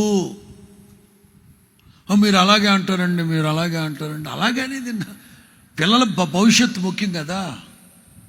తల్లిదండ్రులు మిమ్మల్ని ఎట్లా పెంచుతున్నారు, ఎట్లా చేస్తున్నారు, మరి మీరు ఎట్లా భవిష్యత్తును నిర్ణయించుకుంటారు. అనవసరమైన విషయాలు. మిక్కిలి గొప్పవాళ్ళు అవ్వాలి, మిక్కిలి గొప్ప దశలోకి మీరు వెళ్ళాలంటే కష్టపడాలి. అది ఏమీ లేకుండా ఓవర్ నైట్లో ఏదో చేసేద్దామని అడ్డదారిలో దొడ్డిదారిలో వెళ్ళిపోయి తల్లిదండ్రుల కష్టార్జితని మొత్తం తీసి నాశనం చేస్తున్నారు. కొన్నేమో పబ్లిక్గా చెప్తా ఉంటారు. రమేష్ అన్నాడు కదా, భూగోళం మీ చేతిలో ఉందని. బాగుండట్లే. కనీసం ఆ తల్లిదండ్రులు ఏం పని చేస్తున్నారో చెప్పినా ఆ తల్లిదండ్రులకు బాధ అనిపిస్తుంది. 25 ఏళ్ళు కష్టపడి రూపాయి పోగేసుకొని సిమెంట్ పని చేస్తుంటారు. ఆ స్థలాన్ని కొనేదో చేద్దాం అనుకుని తీసుకెళ్ళి బెట్టింగ్లో పెట్టేసాడు. 15 ఏళ్ల క్రితం 25 లక్షలండి. 15 ఏళ్ల క్రితం క్రికెట్ బెట్టింగ్. ఎందుకు పెట్టేవారంటే, ఎంతకాలం సంపాదిస్తాం. తప్పిపోయిన కుమారుడు కూడా అంతే. కన్న తండ్రి దగ్గరికి వెళ్ళి, నువ్వు పాతకాలపు పద్ధతుల్లో వెళుతున్నావు నాన్న, కౌలుకిస్తే సంవత్సరానికి 10,000 వస్తాయి. ఆ పొలం అమ్మేసి కనుక నేను హైదరాబాద్ వెళ్ళాను అనుకో, ఏం చేస్తావురా? అదిగో ఏం చేస్తావురా? కన్న తల్లిదండ్రులు గుండెల్లో గుణపొందించే దుర్మార్గుల్లాగా తయారవుతున్నారు. ఈ యవనస్తుడు ఉన్నాడే, మిక్కిలి గొప్పవాడయ్యాడంట. జాషువా ఒక యవనస్తుడు ఎలా జయించగలిగాడంటే, ఎన్ని చోట్ల ఉంటుందో యెహోషువ గ్రంథంలో, పెందల కడనే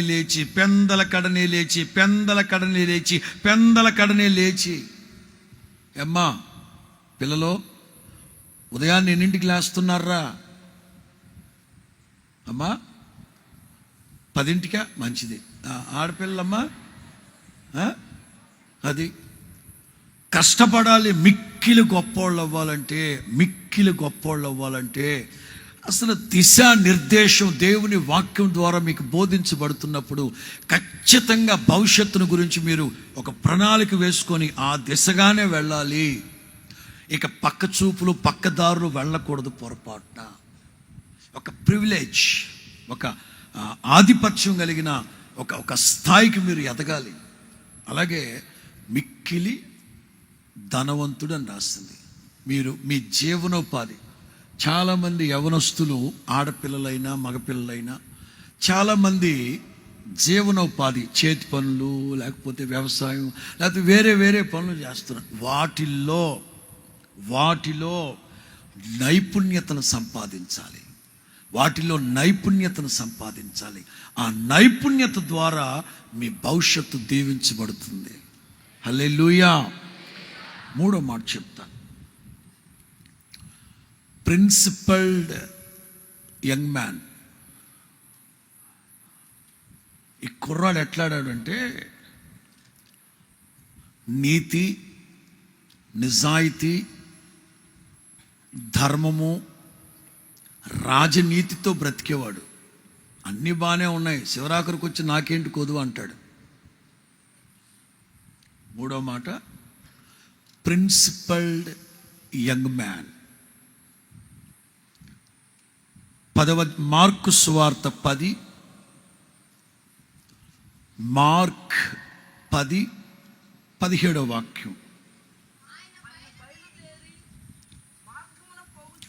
ఆయన బయలుదేరి మార్గమున పోవచ్చు ఉండగా అమ్మా ఒకడు, ఏ పని బాట లేదు నీకు? ఎంత ఖాళీ కూర్చొని గోళ్ళు కొరుక్కుండా కూర్చున్నావా? ఆ యవనస్తుడు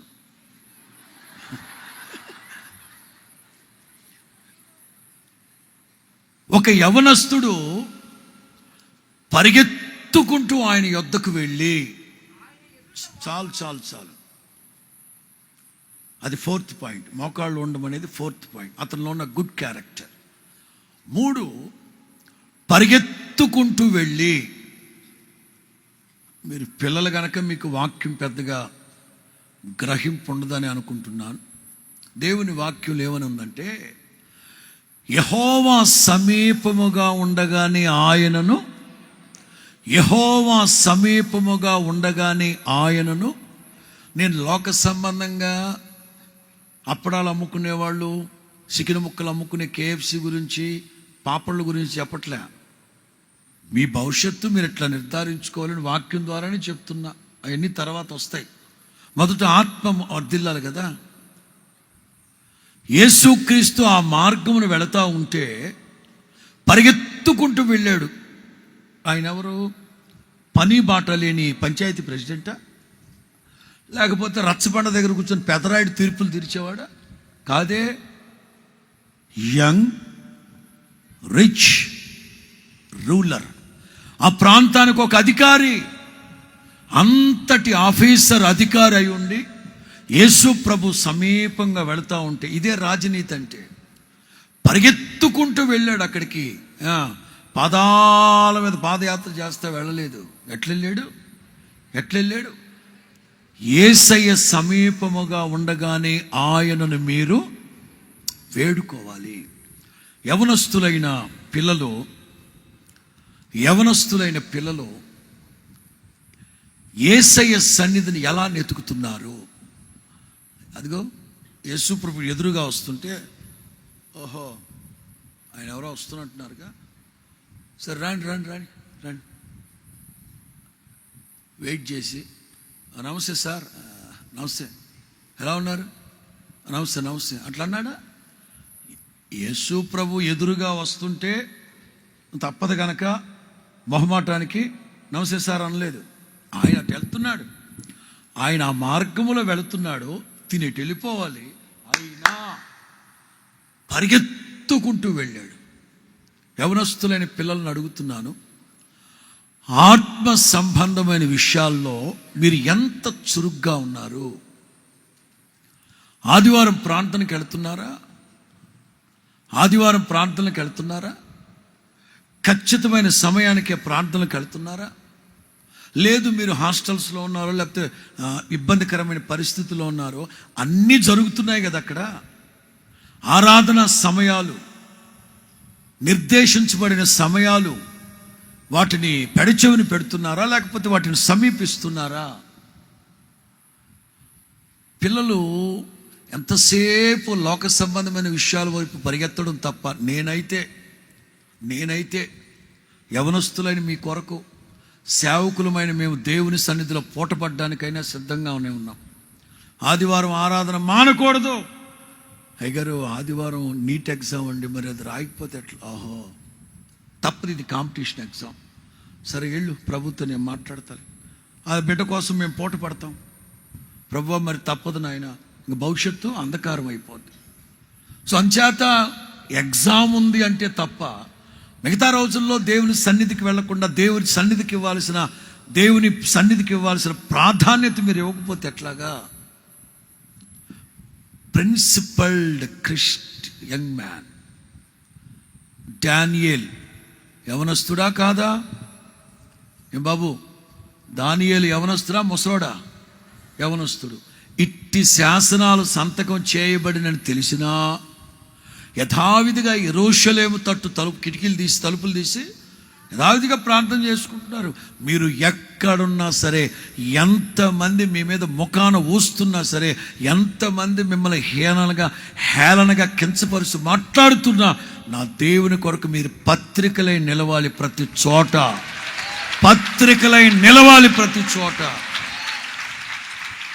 అనుకుంటారు 100 మంది 100 మాటలు అనుకుంటారు. జంగారెడ్డిగూడెం ఓ తమ్ముడు, నేను బాంబే నుంచి హైదరాబాద్ వస్తుంటే బాంబే ఎయిర్పోర్ట్లో కలిశాడు.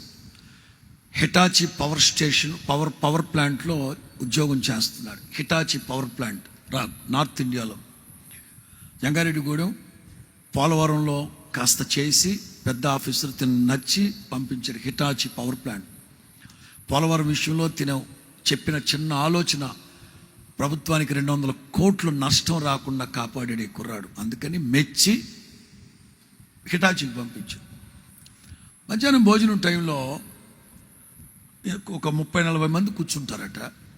అందరూ భోజనం చేశాక ఎవరి కాళ్ళు కొంతమంది సెన్స్ లేకుండా సెల్ ఫోన్లో ఏదో పెట్టి వింటూ ఉంటారంట, పెద్దగా కొంతమంది పెట్టుకుంటారంట. మనోడు మాత్రం బ్యాగులోంచి బైబిల్ తీసి అరగంట సేపు బైబిల్ చదువుకొని లంచ్ టైం అయిపోయి అందరితో పాటు వెళ్ళిపోయాడట.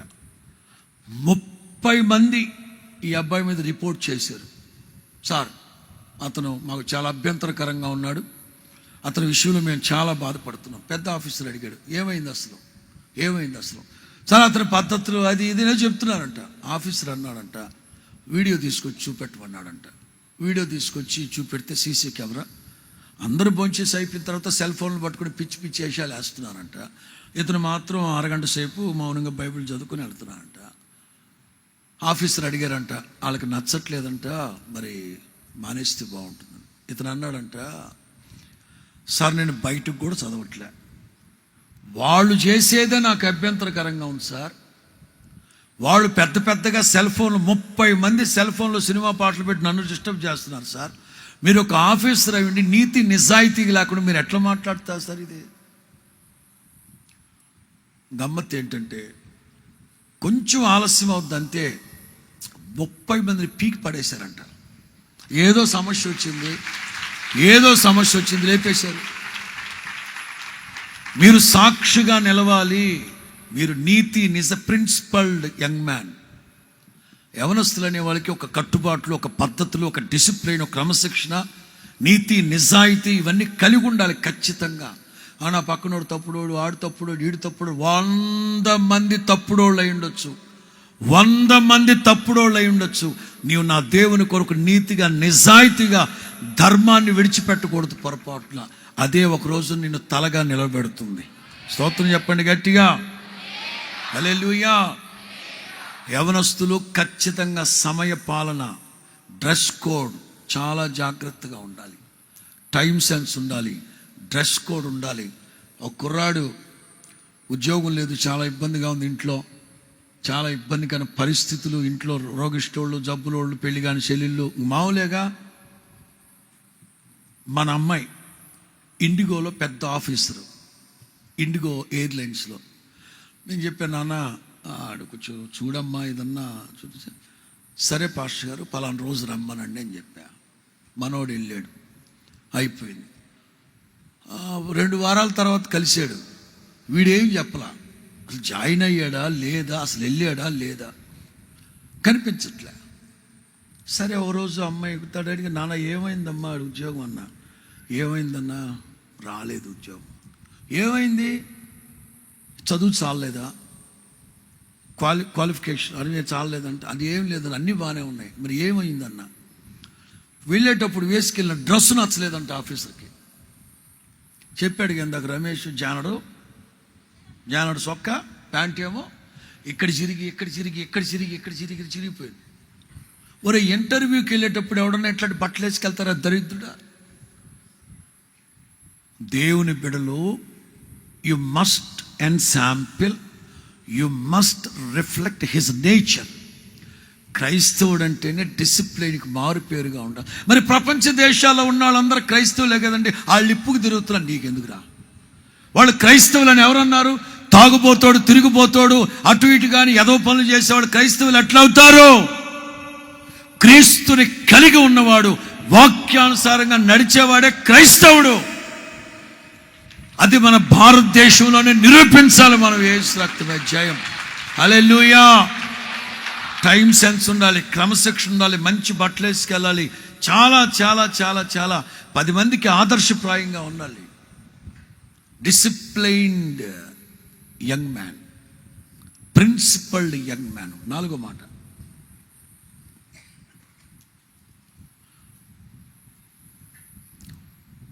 ప్రాస్ట్రేషన్ యంగ్ మ్యాన్.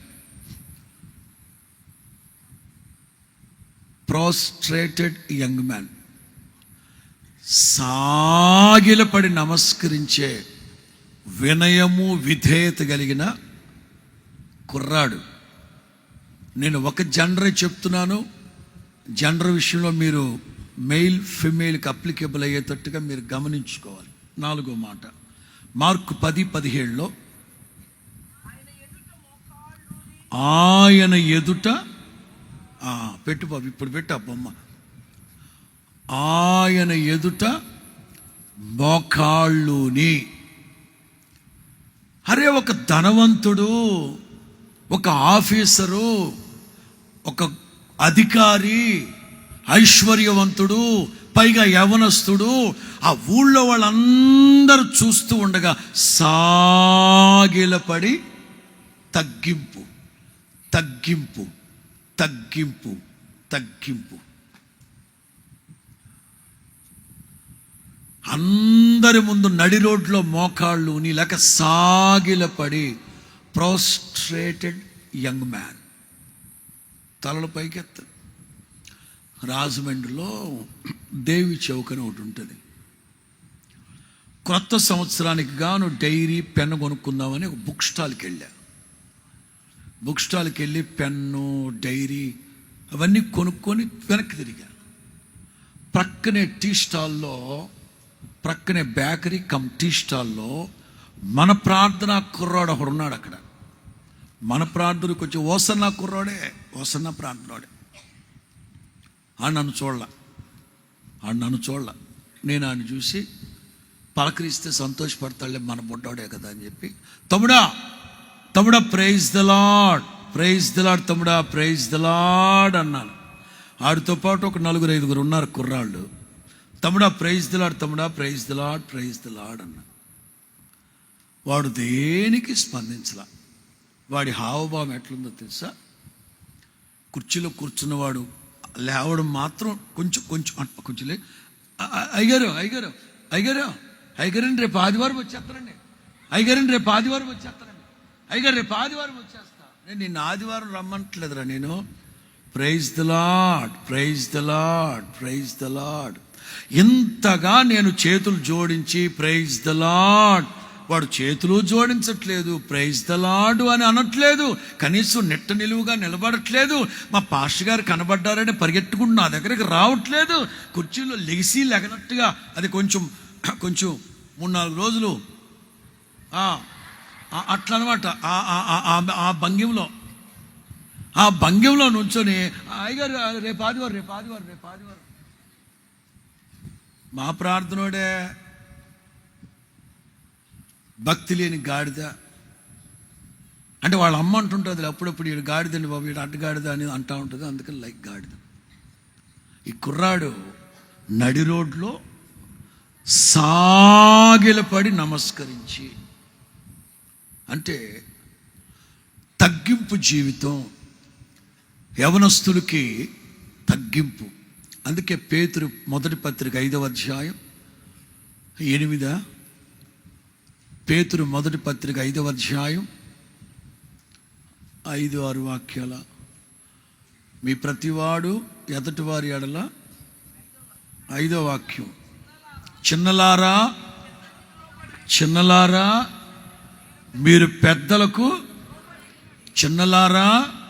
మీరు పెద్దలకు లోబడి ఉండండి. మీరందరూ ఎదుటి వారి ఎడల దీన మనస్సు అనే వస్త్రాన్ని ధరించుకుని మిమ్మల్ని మీరు, దేవుడు అహంకారులను ఎదిరిస్తాడు, దీనులను కృపిస్తాడు, తగిన సమయం ముందు దేవుడు మిమ్మల్ని హెచ్చిస్తాడు. ఇన్ని మంచి లక్షణాలు కలిగిన కుర్రాడు యేసు ప్రభు దగ్గరకు వచ్చి నాకేమిటి కొదువా అనడంలో ఏ అతిశయోక్తి లేదు. ఎవరి కుర్రాడు? ప్రాస్ట్రేటెడ్ యంగ్ మ్యాన్, సాగిలపడి ప్రభు పాదాల చెంత తనను తాను తగ్గించుకున్నవాడు. యవనస్తులైన పిల్లలు జాగ్రత్తగా గమనించండి. నేను మరలా చెప్తున్నాను, ఐగుప్తు దాటాక, ఎర్ర సముద్రం దాటాక, ఎప్పుడైతే ఇశ్రాయేలీలు స్వేచ్ఛ వాయువులు పీల్చుకుంటున్నారో, ఇక తన పెద్ద చిన్న గురువు దైవం లేకుండా ప్రవర్తిస్తారన్న ఉద్దేశంతోనే దేవుడు మొట్టమొదటిగా వాళ్ళకి ఆజ్ఞాపించింది ఏంటంటే, నీ తల్లిని నీ తల్లిని అమ్మ నాన్నలకు మించిన బాసట ఇంకోటి ఉందంటారా ప్రపంచంలో? శాంసన్ చేతులారా జీవితాన్ని కుక్కలు చెప్పిన విస్తరలాగా చేసుకోవడానికి కారణం తల్లిదండ్రులకు లోబడక, తల్లిదండ్రులతో మాట్లాడక, తల్లిదండ్రులతో వెళ్ళక, తల్లిదండ్రుల దగ్గర సమాచారాలు దాచి చివరికి ఫిలిస్తీయుల ఇస్తర్లో అన్నంలాగా మారిపోయాడు. జీవితాన్ని నాశనం చేసుకున్నాడు. 20 ఏళ్ల పాటు అసలు చిన్న పేరు ప్రఖ్యాతులు లేని అనామకులే 25-30 సంవత్సరాలు న్యాయాధిపతులుగా ఏలుబడి చేస్తే, ఇతగాడు just 20 years only, just 20 years. సేవకులు బాగా గుర్తుపెట్టుకోండి, 20 సంవత్సరాలే న్యాయాధిపతిగా ఉన్నాడు. 3 యుద్ధాలు చేశాడు. ఆ 3 యుద్ధాలు కూడా దేవుని ప్రజల కోసం చేయలా.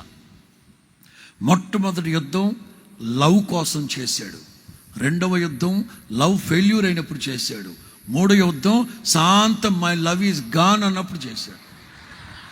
దేవుని కోసం, దేవుని ప్రజల కోసం ఒక్క యుద్ధం కూడా చేయలేదు. జాగ్రత్త. తల్లిదండ్రులు ఎదిరిస్తున్నావు అంటే గతంలో లేదే నీలో ఇట్లాంటి మార్పు. ఎందుకు ఎదిరిస్తున్నావు అంటే ఎక్కడో కొవ్వు అంటున్నా. ఏంటది? తల్లిదండ్రుల్ని నిలదీసి మాట్లాడుతుంది, నెగ్గదీసి మాట్లాడుతుంది అంటే ఏదో తేడా వచ్చింది.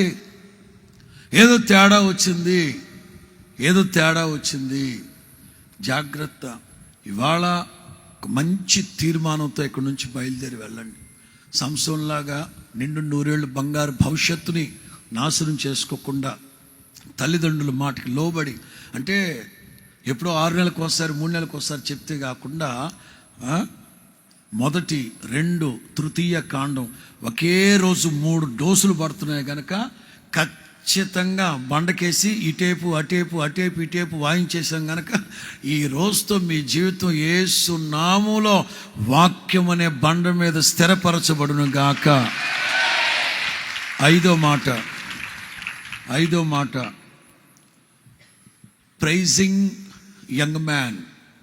5వ మాట ప్రైజింగ్ యంగ్ మ్యాన్. ఈ కుర్రాడు ఎట్లాంటోడంటే చక్కగా స్తుతి ఆరాధన చేసేవాడు. చూద్దాం 10వ అధ్యాయం 17వ వాక్యం. మార్క్ ఏమంటున్నాడు? అందరూ యేసు ప్రభుని ఏమంటారు? మాట్లాడండి అబ్బా. అందరూ యేసు ప్రభుని ఏమంటారు? బోధకుడా. నికోదేము కూడా బోధకుడా అని సంబోధించారు. ఈ కుర్రాడొక్కడే సద్బోధకుడా. అంటే దీన్ని నేను ఎలా పోలుస్తున్నానంటే, ఈ కుర్రాడు చక్కగా స్తుతి ఆరాధన నేర్చుకున్న కుర్రాడు. చెప్పాలి, క్రైస్తవ సమాజంలో విష సంస్కృతి పేట్రేగిపోతున్న ఈ దినాల్లో కాస్త మీకు హెచ్చరికతోనే చెప్పాలి ఈ మాటలన్నీ. ప్రస్తుతం విష సంస్కృతి ఎక్కువైపోయింది. స్తుతి ఆరాధన అంటే లేనిపోని హైరానా, హంగామా, ఆర్భాటాలు, క్లబ్బులాగా, పబ్బులాగా, డిస్కో తెక్కుల్లాగా, ఇంకా అదేంటో అర్థం కావట్లే. జాగ్రత్త. నేను గత కొద్ది నెలల నుంచి చెప్తున్నాను. జేకబ్ తన మందలో పుట్టిన పిల్లల్ని లాబాను మంద వైపు చూడనివ్వకుండా వాటి ముఖాలు ఇటు తిప్పేశాడంట. ఎందుకంటే లాబాను మందను చూసి తిన మంద పాడైపోతుందేమో, తిన మందలో ఉన్న గొర్రె పిల్లలు పాడైపోతాయేమోనని లాబాను మందను చూడనివ్వకుండా వాటి ముఖాలు ఇటువైపు తిప్పేశాడంట. హోసన్నా మినిస్ట్రీస్కి మిమ్మల్ని అందరిని దేవుడు మాకిచ్చిన ఏమనాలి, మిమ్మల్ని యవన బిడలు, హోసన్నా మినిస్ట్రీస్కి మీరు మాకు ఇవ్వబడిన ముత్యాలు లాంటి వాళ్ళు. భవిష్యత్తులో ఈ సంస్థకి ఒక పునాదులు లాంటి వాళ్ళు. నేటి బాలలే రేపటి పౌరులే ఎల్లుండి సంఘ పెద్దలు, సేవకులు. జాగ్రత్త. నేటి దినాల్లో విష సంస్కృతి ఎక్కువైపోయింది. స్తుతి ఆరాధనల పేరట ఏం జరుగుతూ ఉందో, ఎలా జరుగుతూ ఉందో జాగ్రత్త.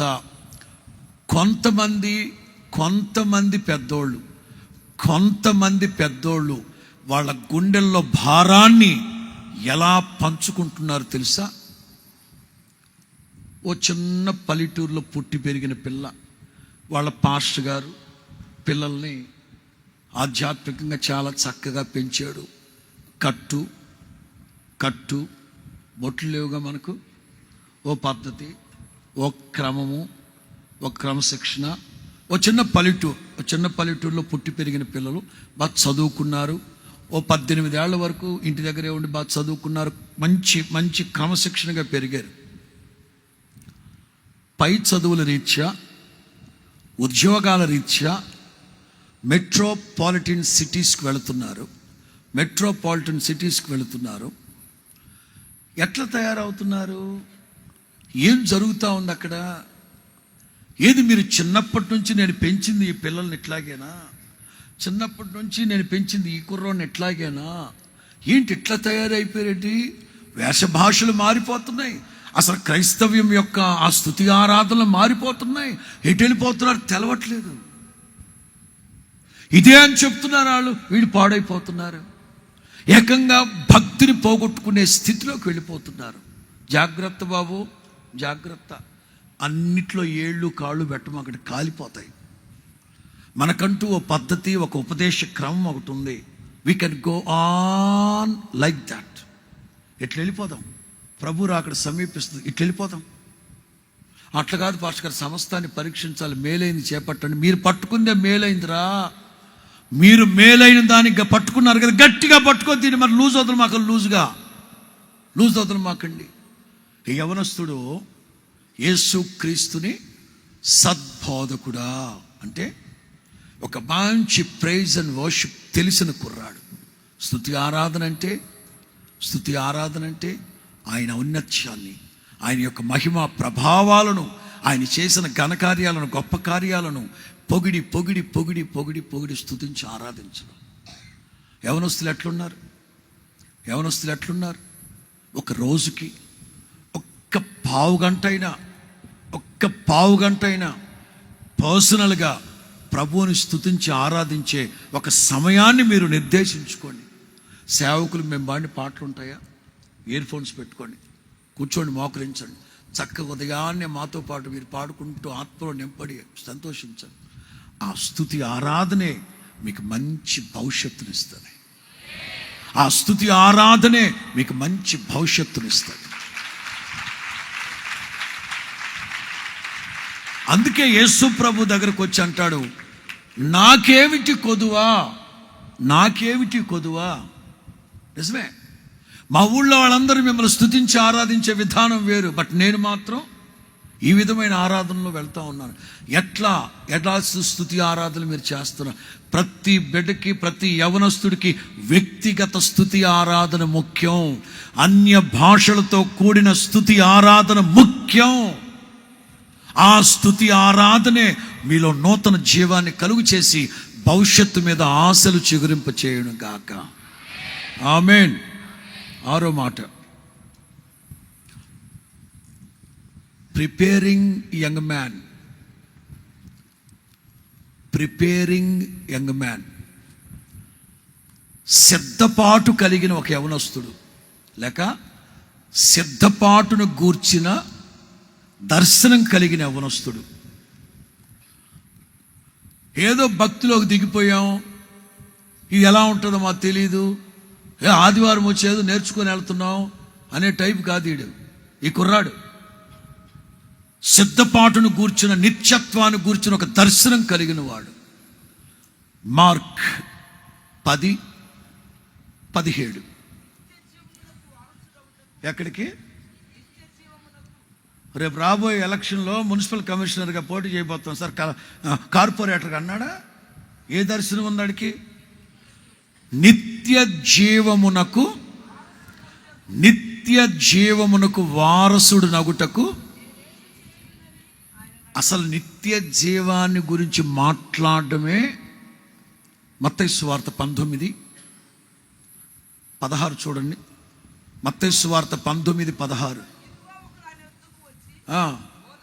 బోధకుడా, నేనేమి ఏ మంచి కార్యమును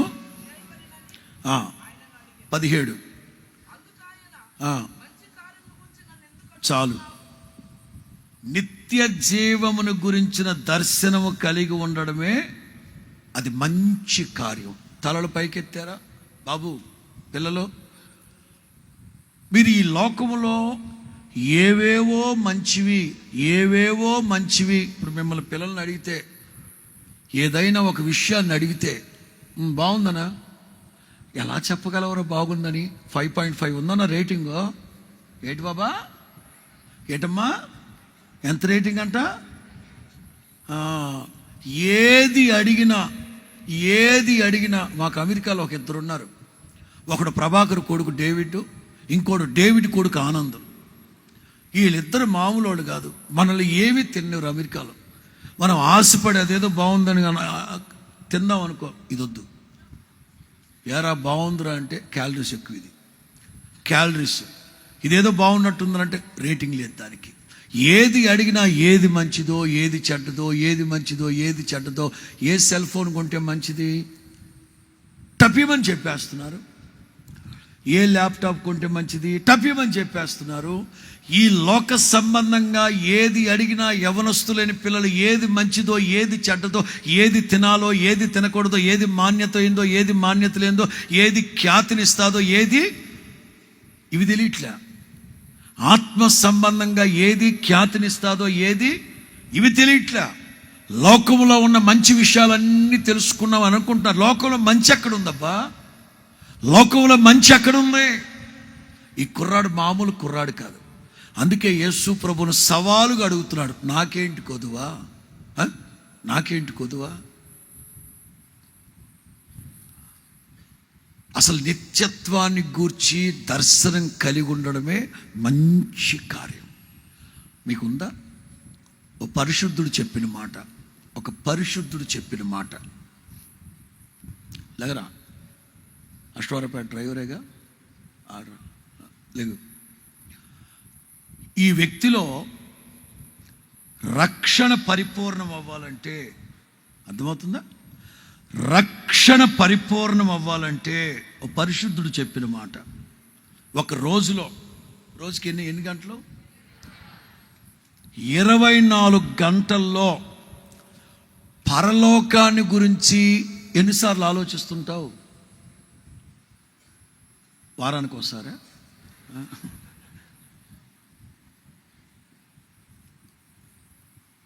వీళ్ళు ఎవరినైనా లేపనా? ఒక వ్యక్తిలో రక్షణ పరిపూర్ణం అవ్వాలంటే 24 గంటల్లో ఎంతగా నీవు పరలోకాన్ని గురించి ధ్యానిస్తూ ఉంటావో అంతగా నీలో రక్షణ పరిపూర్ణమగునుగాక. ఈ కుర్రాడు బేగ్గా రాలేదు యేసు ప్రభు దగ్గరికి. అలాగని యేసు ప్రభు హలో మాస్టారు రామ్మా, మీ ఊరు వచ్చినాను, నేను కొలుస్తానన్నావు. అప్పుడు Jesus send me live location please. Okay, ఆయన యేసుప్రభు లైవ్ లొకేషన్ పంపితీడు వెళ్ళా. యేసుప్రభులు అలా అమరావతి వెళ్తా ఉన్నాడు. ఈ కుర్రాడు చూశాడు, గమ్మున తన పని బాట మొత్తం బిజీగా ఉన్నాడు, వదిలిపెట్టి ఆయన సమీపంగానే ఉండగానే వేడుకోవాలి కనుక పరిగెత్తుకుంటూ వెళ్ళాడు. మోకాళ్ళు నేడు సద్బోధకుడా అని స్తుతించాడు. మోరోవర్ నిత్య జీవానికి అంటే ఒక కుర్రాడికి, ఒక యవనస్తుడికి, ఓ యవనస్తురాలికి నిత్యత్వాన్ని గూర్చిన దర్శనం ఉండాలి. మీలో ఎంతమందికి పరలోకాన్ని గూర్చిన దర్శనం ఉంది? నరకానికి వెళతామన్న భయం ఉంది? అవి ఏమీ లేకుండా బ్రతికితే ఎట్లా? వాటిని గురించి ఒక అవగాహన లేకుండా భక్తి చేస్తే ఎట్లా? ఖచ్చితంగా చిన్నప్పటి నుంచే ఇక మీదటైనా ఆధ్యాత్మిక సత్యాలు మీరు గ్రహించాలి. మరల చెప్తున్నాను, ప్రభు రాకడ ఎంతో దూరం లేదు. చెప్పానా? AI దాని శకం దాటిపోయింది. ఇప్పుడు సాయ్ SAI ఇప్పుడు వచ్చేసింది. 2030 దాటాక OI ఏదైనా 5 ఇయర్సే, ఏదైనా 5 ఇయర్సే. ఈ 5 2035 వరకే. ఏంటి పాస్టర్ గారు అంత ఖచ్చితంగా చెప్తున్నా అంటే 35 వరకు ఎందుకబ్బా? గుడారాల పండుగలు వస్తే ఏకంగా అందరం అట్టే వెళ్తాం. ఏమైంది? Are you ready? కొన్ని టికెట్లు రెడీగా లేవు. ఎందుకంటే బాప్తిసం పొందలా, ఇంకా మారు మనసు పొందలేదు, ఇంకా బాప్తిసాలు పొందలేదు, ఇంకా ఎంతకాలం బ్రతుకుదో? ఏది శాశ్వతం ఈ లోకంలో? 3 అవుతుంది. సరిగ్గా 3:30కంతా బాప్తిసాలు ప్రారంభించబడతాయి. మారు మనసు పొంది పాప క్షమాపణ నిమిత్తం బాప్తిసాలు పొంది జీవగ్రంథంలో మీ పేర్లు వ్రాయించుకోండి. ప్రభు రాకడ సమీపిస్తూ ఉంది. ఇంకొక 3:30కంతా బాప్తిసాలు ప్రారంభించబడతాయి. ఎవ్వరూ ఆలస్యం చేయకూడదు. ఇదే రక్షణ దినం, ఇదే అనుకూల సమయం. ఇంత గొప్ప రక్షణను నీవు నిర్లక్ష్యం చేసుకుంటే నీవు ఎలాగూ తప్పించుకుంటావు. ఈ కుర్రాడు యేసు ప్రభు వెళ్ళిపోతున్నాడే, నేను తర్వాత వెళ్దామని అనుకోలేదు. త్వరగా పరిగెత్తుకుంటూ వెళ్ళిపోయి అడగడం కూడా లోక సంబంధమైన విషయాలు ఏవీ అడగలేదు. ఒకటే అడిగాడు, నిత్య జీవానికి నేను వారసుని అవ్వాలంటే నన్ను చేయమంటారు. ఎంతమందికి ఉంది ఈ ఆసక్తి? ఎంతమందికి ఆత్మ సంబంధమైన ఆసక్తి ఉంది? ఎంతసేపు లోక సంబంధమైన విషయాలే కోరుకుంటున్నారు, కానీ వాక్యం అంటుంది, యవ్వనుడా యవ్వనుడా నీ ఆత్మ వర్ధిల్లుచు ఉన్న ప్రకారం నీవు అన్ని విషయాల్లో, ఆఖరి మాట చెప్తాను, proving young man, proving young man. డౌట్ఫుల్గా చెప్పట్లేదు ఆడు, ప్రూవింగ్ యంగ్ మ్యాన్. సంగతిని రుజువు చేయగలిగిన యవ్వనస్తుడు.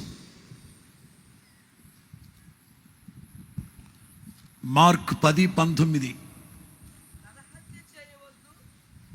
మార్క్ 10:19.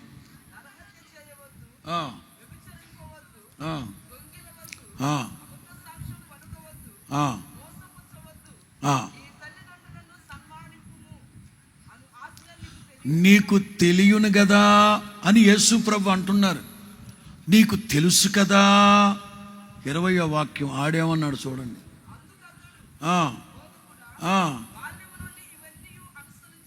ప్రూవింగ్, నేను అనుసరిస్తూ ఉన్నాను, డౌట్ లేదు ఇందులో. ఇప్పుడు మీరు గమనించండి, ప్రభువు గనక మీ దగ్గరకు వచ్చి ఒక 2-3 విషయాలు అడిగితే, ఇవన్నీ నీకు తెలుసు కదా, మరి నువ్వు పాటిస్తున్నావా అంటే, పాటించాలంటే సొసైటీ బాగాలేదు కదా బోధకుడా, ఈ కలికాలంలో కష్టమే బోధకుడా కొంచెం అంటామా? ప్రభు అన్నారు, ఇవన్నీ నీకు తెలుసు కదా. తెలియడం ఏంటంటే, బాల్యం నుండే నేను ప్రూవింగ్, నెరవేర్చినోడిని. కావాలంటే మా ఊరంతా సిటీ మొత్తం అడిగి తెలుసుకోండి, నేనేమిటో, నా బ్రతికేమిటో ప్రూవ్ చేయాలి. నువ్వు ఒక క్రైస్తవుడు అని ప్రూవ్ అవ్వాలి. నువ్వు క్రీస్తుని కలిగి ఉన్న బిడ్డవని ప్రూవ్ అవ్వాలి. నువ్వు క్రీస్తు కొరకు సాక్షిగా నిలిచి ఉండేవాడు అని రుజువు అవ్వాలి. మరి అదేంటో ఈ మధ్య మీరు క్రైస్తవులో కాదో తెలియకుండా నలుగురిలో నా కులంలో గో అన్నట్లు వెళ్ళిపోతున్నారు. వీళ్ళు దేవుని బిడ్డలా కాదో అర్థమై సావట్లేదు ఈ మధ్య. దేవుని బిడ్డలు లాగానే ఉండాలి. ఎవడైనా క్రైస్తవుడైనందుకు ఏమాత్రం సిగ్గుపడకూడదు. ఈ లోకంలో కనుక సిగ్గుపడితే మనల్ని గురించి ప్రభు పరలోకంలో సిగ్గుపడతాను అంటున్నాడు. సిగ్గుపడద్దు పొరపాటున. ఈ కుర్రాడు అంటున్నారు, బాల్యము నుండే నేను క్రమశిక్షణగా పెరిగాను, అవన్నీ నాకు తెలుసు, అవన్నీ నేను పాటించాను. ఈ మధ్యాహ్నం ఈ 3 గంటలప్పుడు ప్రభు నీ దగ్గరకు వచ్చి, ఈ సంగతి నీకు తెలుసు కదా, నువ్వు పాటిస్తున్నావా తమ్ముడా? ఈ సంగతి వాక్యం నీకు తెలుసు కదా, ఇది నువ్వు పాటిస్తున్నావా అని ప్రభువు కనుక అడిగితే సిగ్గుపడి తలంచుకుంటావా? లేదు బతుకుడా, మీకు తెలియదు ఏమండి, ప్రూవ్ చేస్తా నేను, రండి అంటావా? దావీదు అంటారు, రాత్రంతా నీవు నన్ను పరిశోధించావు, నన్ను పరిశీలించావు, నా యందు ఏ దురాలోచన నీకు ప్రూవ్ చేస్తున్నారు, రుజువు అవ్వాలి. ఇది మొదలుకొని మీరందరూ ఒక కొత్త అధ్యాయాన్ని ప్రారంభించండి. నా ప్రభు అందుకు తగిన కృప, అభిషేకం, వాక్కు, ఆలోచన, నిజమైన స్నేహితునిగా మీకు తోడై ఉండి భవిష్యత్తులో మిమ్మల్ని ఆశీర్వాదకరమైన సంతతిగా దేవుడు దీవించును గాక. వీటన్నింటిలో యేసు ప్రభు ఆ కుర్రాన్ని పాయింట్అవుట్ చేయలేక అవుట్ ఆఫ్ సబ్జెక్ట్ వెళ్ళి, నీ ధనాన్ని చెప్పండి, నీ ధనాన్ని, ఒక మాటలో చెప్పాలంటే యేసు ప్రభు కూడా ఆ కుర్రాన్ని వాక్యానుసారంగా పాయింట్అవుట్ చేయలేనంతటి అన్శాంపిల్డ్ యంగ్ మ్యాన్, వాక్యానుసారంగా కూడా పాయింట్అవుట్ చేయలేని యంగ్ మ్యాన్.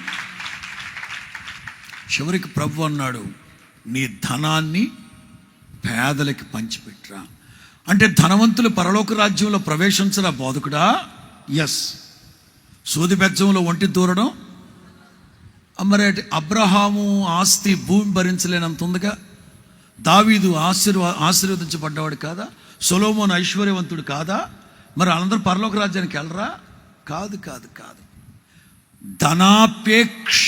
అందుకే ప్రభు అంటారు, నీ ధనం ఎక్కడుంటుందో నీ మనస్సు, ఇది దాని అర్థం.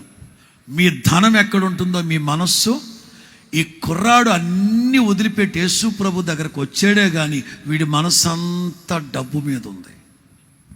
అందుకే ఎంత ఉత్సాహంగా ప్రభు దగ్గరకు వచ్చాడో ముఖం మార్చుకొని వెళ్ళాడు. నేను మిమ్మల్ని అడుగుతున్నాను, మీరు ఎంత ఉత్సాహంగా వైరాగ్యంగా ఇక్కడికి వచ్చారో నాకైతే తెలియదు, కానీ రెట్టించిన ఉత్సాహంతో సూచక క్రియలతో ఒక క్రొత్త వ్యక్తులుగా మీరు మార్చబడి ప్రభు మిమ్మల్ని ఇక్కడి నుంచి తోడుకొని వెళ్ళును గాక. ప్రభు ఈ మాటలన్నీ మీ వినికిడిలో ఫలభరితంగా మార్చి ఆశీర్వదించును గాక. చెప్తారా ఈ కుర్రాడు ఎవరో మొదటి మాట? ఈ కుర్రాడు ఎవరో మొదటి మాట చెప్పండి.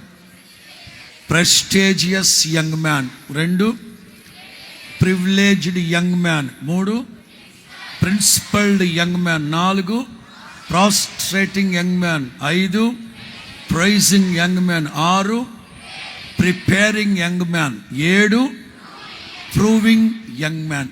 ఈ విధమైన అనుభవాలతో నా ప్రభు మిమ్మల్ని నడిపించి పరలోకపు తండ్రికి, ఆత్మీయ తల్లిదండ్రులైన మాకు, కన్న తల్లిదండ్రులకి ఖ్యాతిని, ప్రఖ్యాతిని, విశ్వవిఖ్యాతిని కలుగు చేసే యవన బిడలుగా నా ప్రభు మిమ్మల్ని తీర్చిదిద్దునుగాక. అందరూ లేచి నిలవబడదాం. ప్రేమ స్వరూపి దయగల దేవ, మీ కార్యాల కొరకు మిమ్మల్ని స్తుతిస్తున్నాం. మీరు ఈ నూతన సంవత్సరంలో మమ్మల్ని మిక్కిలిగా ప్రేమించి మాకును మా పిల్లలకి శుభ ప్రయాణాన్ని మీరు కలిగించినందుకై స్తోత్రం చెల్లిస్తున్నాం. మా యవనస్తులందరినీ మీరు ఇక్కడ సమకూర్చినందుకై స్తోత్రాలు చెల్లిస్తున్నాం. మా కుమారులు ఎదిగిన మొక్కవలెను, మా కుమార్తెలు నగరమునకై చెక్కబడిన మూల కంబాల వలె ఉన్నారని వ్రాయబడిన ప్రకారం మా యవన బిడ్డలందరినీ ప్రభా ఈ మధ్యాహ్నం ఇక్కడ సమకూర్చినందుకై స్తోత్రాలు చెల్లిస్తున్నాం. దయగల దేవా, నీ బిడ్డలకు కావలసిన శ్రేష్టమైన మాటలు మీ సేవకులు మీరు నిలిపి మాట్లాడిన మాటల కొరకు స్తోత్రాలు చెల్లిస్తున్నాం. పరిశుద్ధ గ్రంథంలోని ప్రభా అనేక మంది యవనస్తుల్ని ప్రభా నా తండ్రి ఈ యవనస్తుల ఎదుట ఉంచి వారి జీవితం నుండి ఎన్నో శ్రేష్టమైన విషయాలు మీరు బయలుపరిచినందుకై స్తోత్రం చెల్లిస్తున్నాం. నిత్య జీవాన్ని ఆశించి నీ సన్నిధికి వచ్చిన యవనస్తుని జీవితం ద్వారా అనేక సంగతులు ఈ యవన బిడ్డలకు మీరు నేర్పినందుకై స్తోత్రాలు చెల్లిస్తున్నాం. ప్రభువా దేవా, క్రమశిక్షణతో నిన్ను ఆరాధించి నిన్ను సేవించి ప్రభువా అనేకులుగా ఆదర్శమయమైన జీవితాన్ని జీవించిన యవనస్తుని బట్టి మీకు స్తోత్రాలు చెల్లిస్తున్నాం. అలాంటి ఒక శ్రేష్టమైన అనుభవాలన్నీ కూడా ఇక్కడ కూడి వచ్చిన యవన బిడ్డలకు మీరు అనుగ్రహించమని వేడుకుంటున్నాం. యవనస్తులందరూ ఆత్మలో వర్ధిల్లాలి ప్రభువా, అన్ని విషయాల్లో వర్ధిల్లాలి ప్రభువా. ఒక్కొక్కరు సౌఖ్యముగా బ్రతకాలి తండ్రి. నిత్య జీవాన్ని గురించిన దర్శనం ఇచ్చినందుకై స్తోత్రం ప్రభువా. ఆ దర్శన ప్రకారం కొనసాగించబడడానికి కృపనిమ్మని వేడుకుంటున్నాం, సహాయం చేయమని వేడుకుంటున్నాం ప్రభువా. ధాన్యము చేతను క్రొత్త ద్రాక్షరసము చేతను తండ్రి యవనులు యవన స్త్రీలు వృద్ధి పొందినట్లుగా సొగసు సౌందర్యం వారు కలిగినట్లుగా నిశ్చయముగా ఈ మధ్యాహ్నం ఇక్కడ కూడి వచ్చిన ఒక్కొక్కరికి వాక్యం అనే ధాన్యాన్ని మీరు దయచేసినందుకై స్తోత్రాలు ప్రభువా. క్రొత్త ద్రాక్షారసం అనే పరిశుద్ధాత్మను దయచేసినందుకై స్తోత్రం దేవా. యవన బిడ్డలందరూ బహుగా వృద్ధి పొందాలి ప్రభువా. తండ్రి ఆత్మ సంబంధమైన సొగసు సౌందర్యాన్ని దయచేయమని వేడుకుంటున్నాం. బిడ్డలందరికీ మంచి భవిష్యత్తును అనుగ్రహించమని వేడుకుంటున్నాం ప్రభువా. ఇంకా మారు మనసు పొందిన వాళ్ళు ఇక్కడ ఉంటే వారికి పరిపూర్ణమైన మార్పును మీరు దయచేయండి స్వామి. బాప్తిజాల కొరకు సిద్ధపడడానికి కృపనివ్వండి ప్రభువా. ఇక్కడ నిలిచిన ఒక్కొక్కరు తప్పక సియోనులో నీ సన్నిధిలో కనబడినట్లుగా దర్శన ప్రకారంగా నడిపించబోతున్నందుకై స్తోత్రం. బిడ్డల భావి భవిష్యత్తుని ఆశీర్వదించండి, బహుతరములకు సంతోష కారకులుగా మార్చమని వేడుకుంటున్నాం. నీ చేతులకు బలమైన సాధనగా ప్రభువా, శూరుడు ఖడ్గమును ప్రయోగించినట్లుగా తండ్రి ఇక్కడ కూడి వచ్చిన ఒక్కొక్కరు మీరు ప్రయోగించబోతున్నందుకై స్తోత్రం. ప్రయోజనకరులుగా మీరు మార్చబోతున్నందుకై స్తోత్రం. ఘనకార్యాలు చేయమని వేడుకుంటున్నాం. ఘనత మహిమ ప్రభావాలు మీకే ఆరోపిస్తున్నాం. నిలిచి వాక్యాన్ని అందించిన సేవకులందరిని బట్టి మీకు స్తోత్రాలు. జ్ఞాపకం చేసుకుని ఆశీర్వదించి బలపరచండి. నీ సేవకుల ప్రభా ప్రపంచవ్యాప్తంగా మహిమ నిమిత్తమైన పాత్రగా వాడుకోబోతున్నందుకై స్తోత్రాలు చెల్లిస్తున్నాం. ఆశీర్వదించి దీవించండి స్వామి. మీ స్తోత్రములు చెల్లిస్తున్నాం. నా ప్రభువా, ఇక జరగబోతున్న సమస్త కార్యములు మీరు తోడుగా ఉండమని వేడుకుంటున్నాం. నీ బిడ్డలు భుజిస్తున్న ఆహారాన్ని, సేవిస్తున్న పానీయాన్ని పరిశుద్ధపరచమని వేడుకుంటున్నాం. తండ్రి, నీ బిడ్డలు బయలుదేరి వెళుతుండగా మార్గమంతటిలో మీరు తోడై ఉండి నడిపించబోతున్నందుకే స్తోత్రం. క్షేమంగా గమ్యానికి చేర్చబోతున్నందుకే స్తోత్రం. మీదటికి మేము మరలా కలుసుకున్నప్పుడు నీ నామాన్ని మరింతగా మహిమపరిచేటట్లు నీ కృప అందరికీ తోడై ఉండునుగాక. ఘనత, మహిమ, ప్రభావాలు మీకే ఆరోపిస్తున్నాం. యేసుక్రీస్తు ప్రశస్త నామాన ప్రార్థన చేసి అడిగి వేడుకుంటున్నాం తండ్రి. ఆమేన్, ఆమేన్. మన తండ్రి అయిన దేవుని ప్రేమ, కుమారుడైన యేసుక్రీస్తు వారి కృప, పరిశుద్ధాత్మ దేవుని సన్నిధి, సహవాసము, సమాధానం ఇప్పుడును ఎల్లప్పుడును కూడి వచ్చిన మనకును సకల కోటి పరిశుద్ధులకును యవనస్తుల కూడికలో పాల్గొని మరి యవనస్తులు కావలసిన శ్రేష్టమైన సందేశాన్ని శ్రద్ధగా ఆలకించిన ప్రతి వారికి, వాక్యాన్ని బోధించిన సేవకులకి సదాకాలం తోడై ఉండి నడిపించుగాక. ఆమేన్, ఆమేన్. హల్లెలూయా. ఉత్సాహంగా హల్లెలూయా.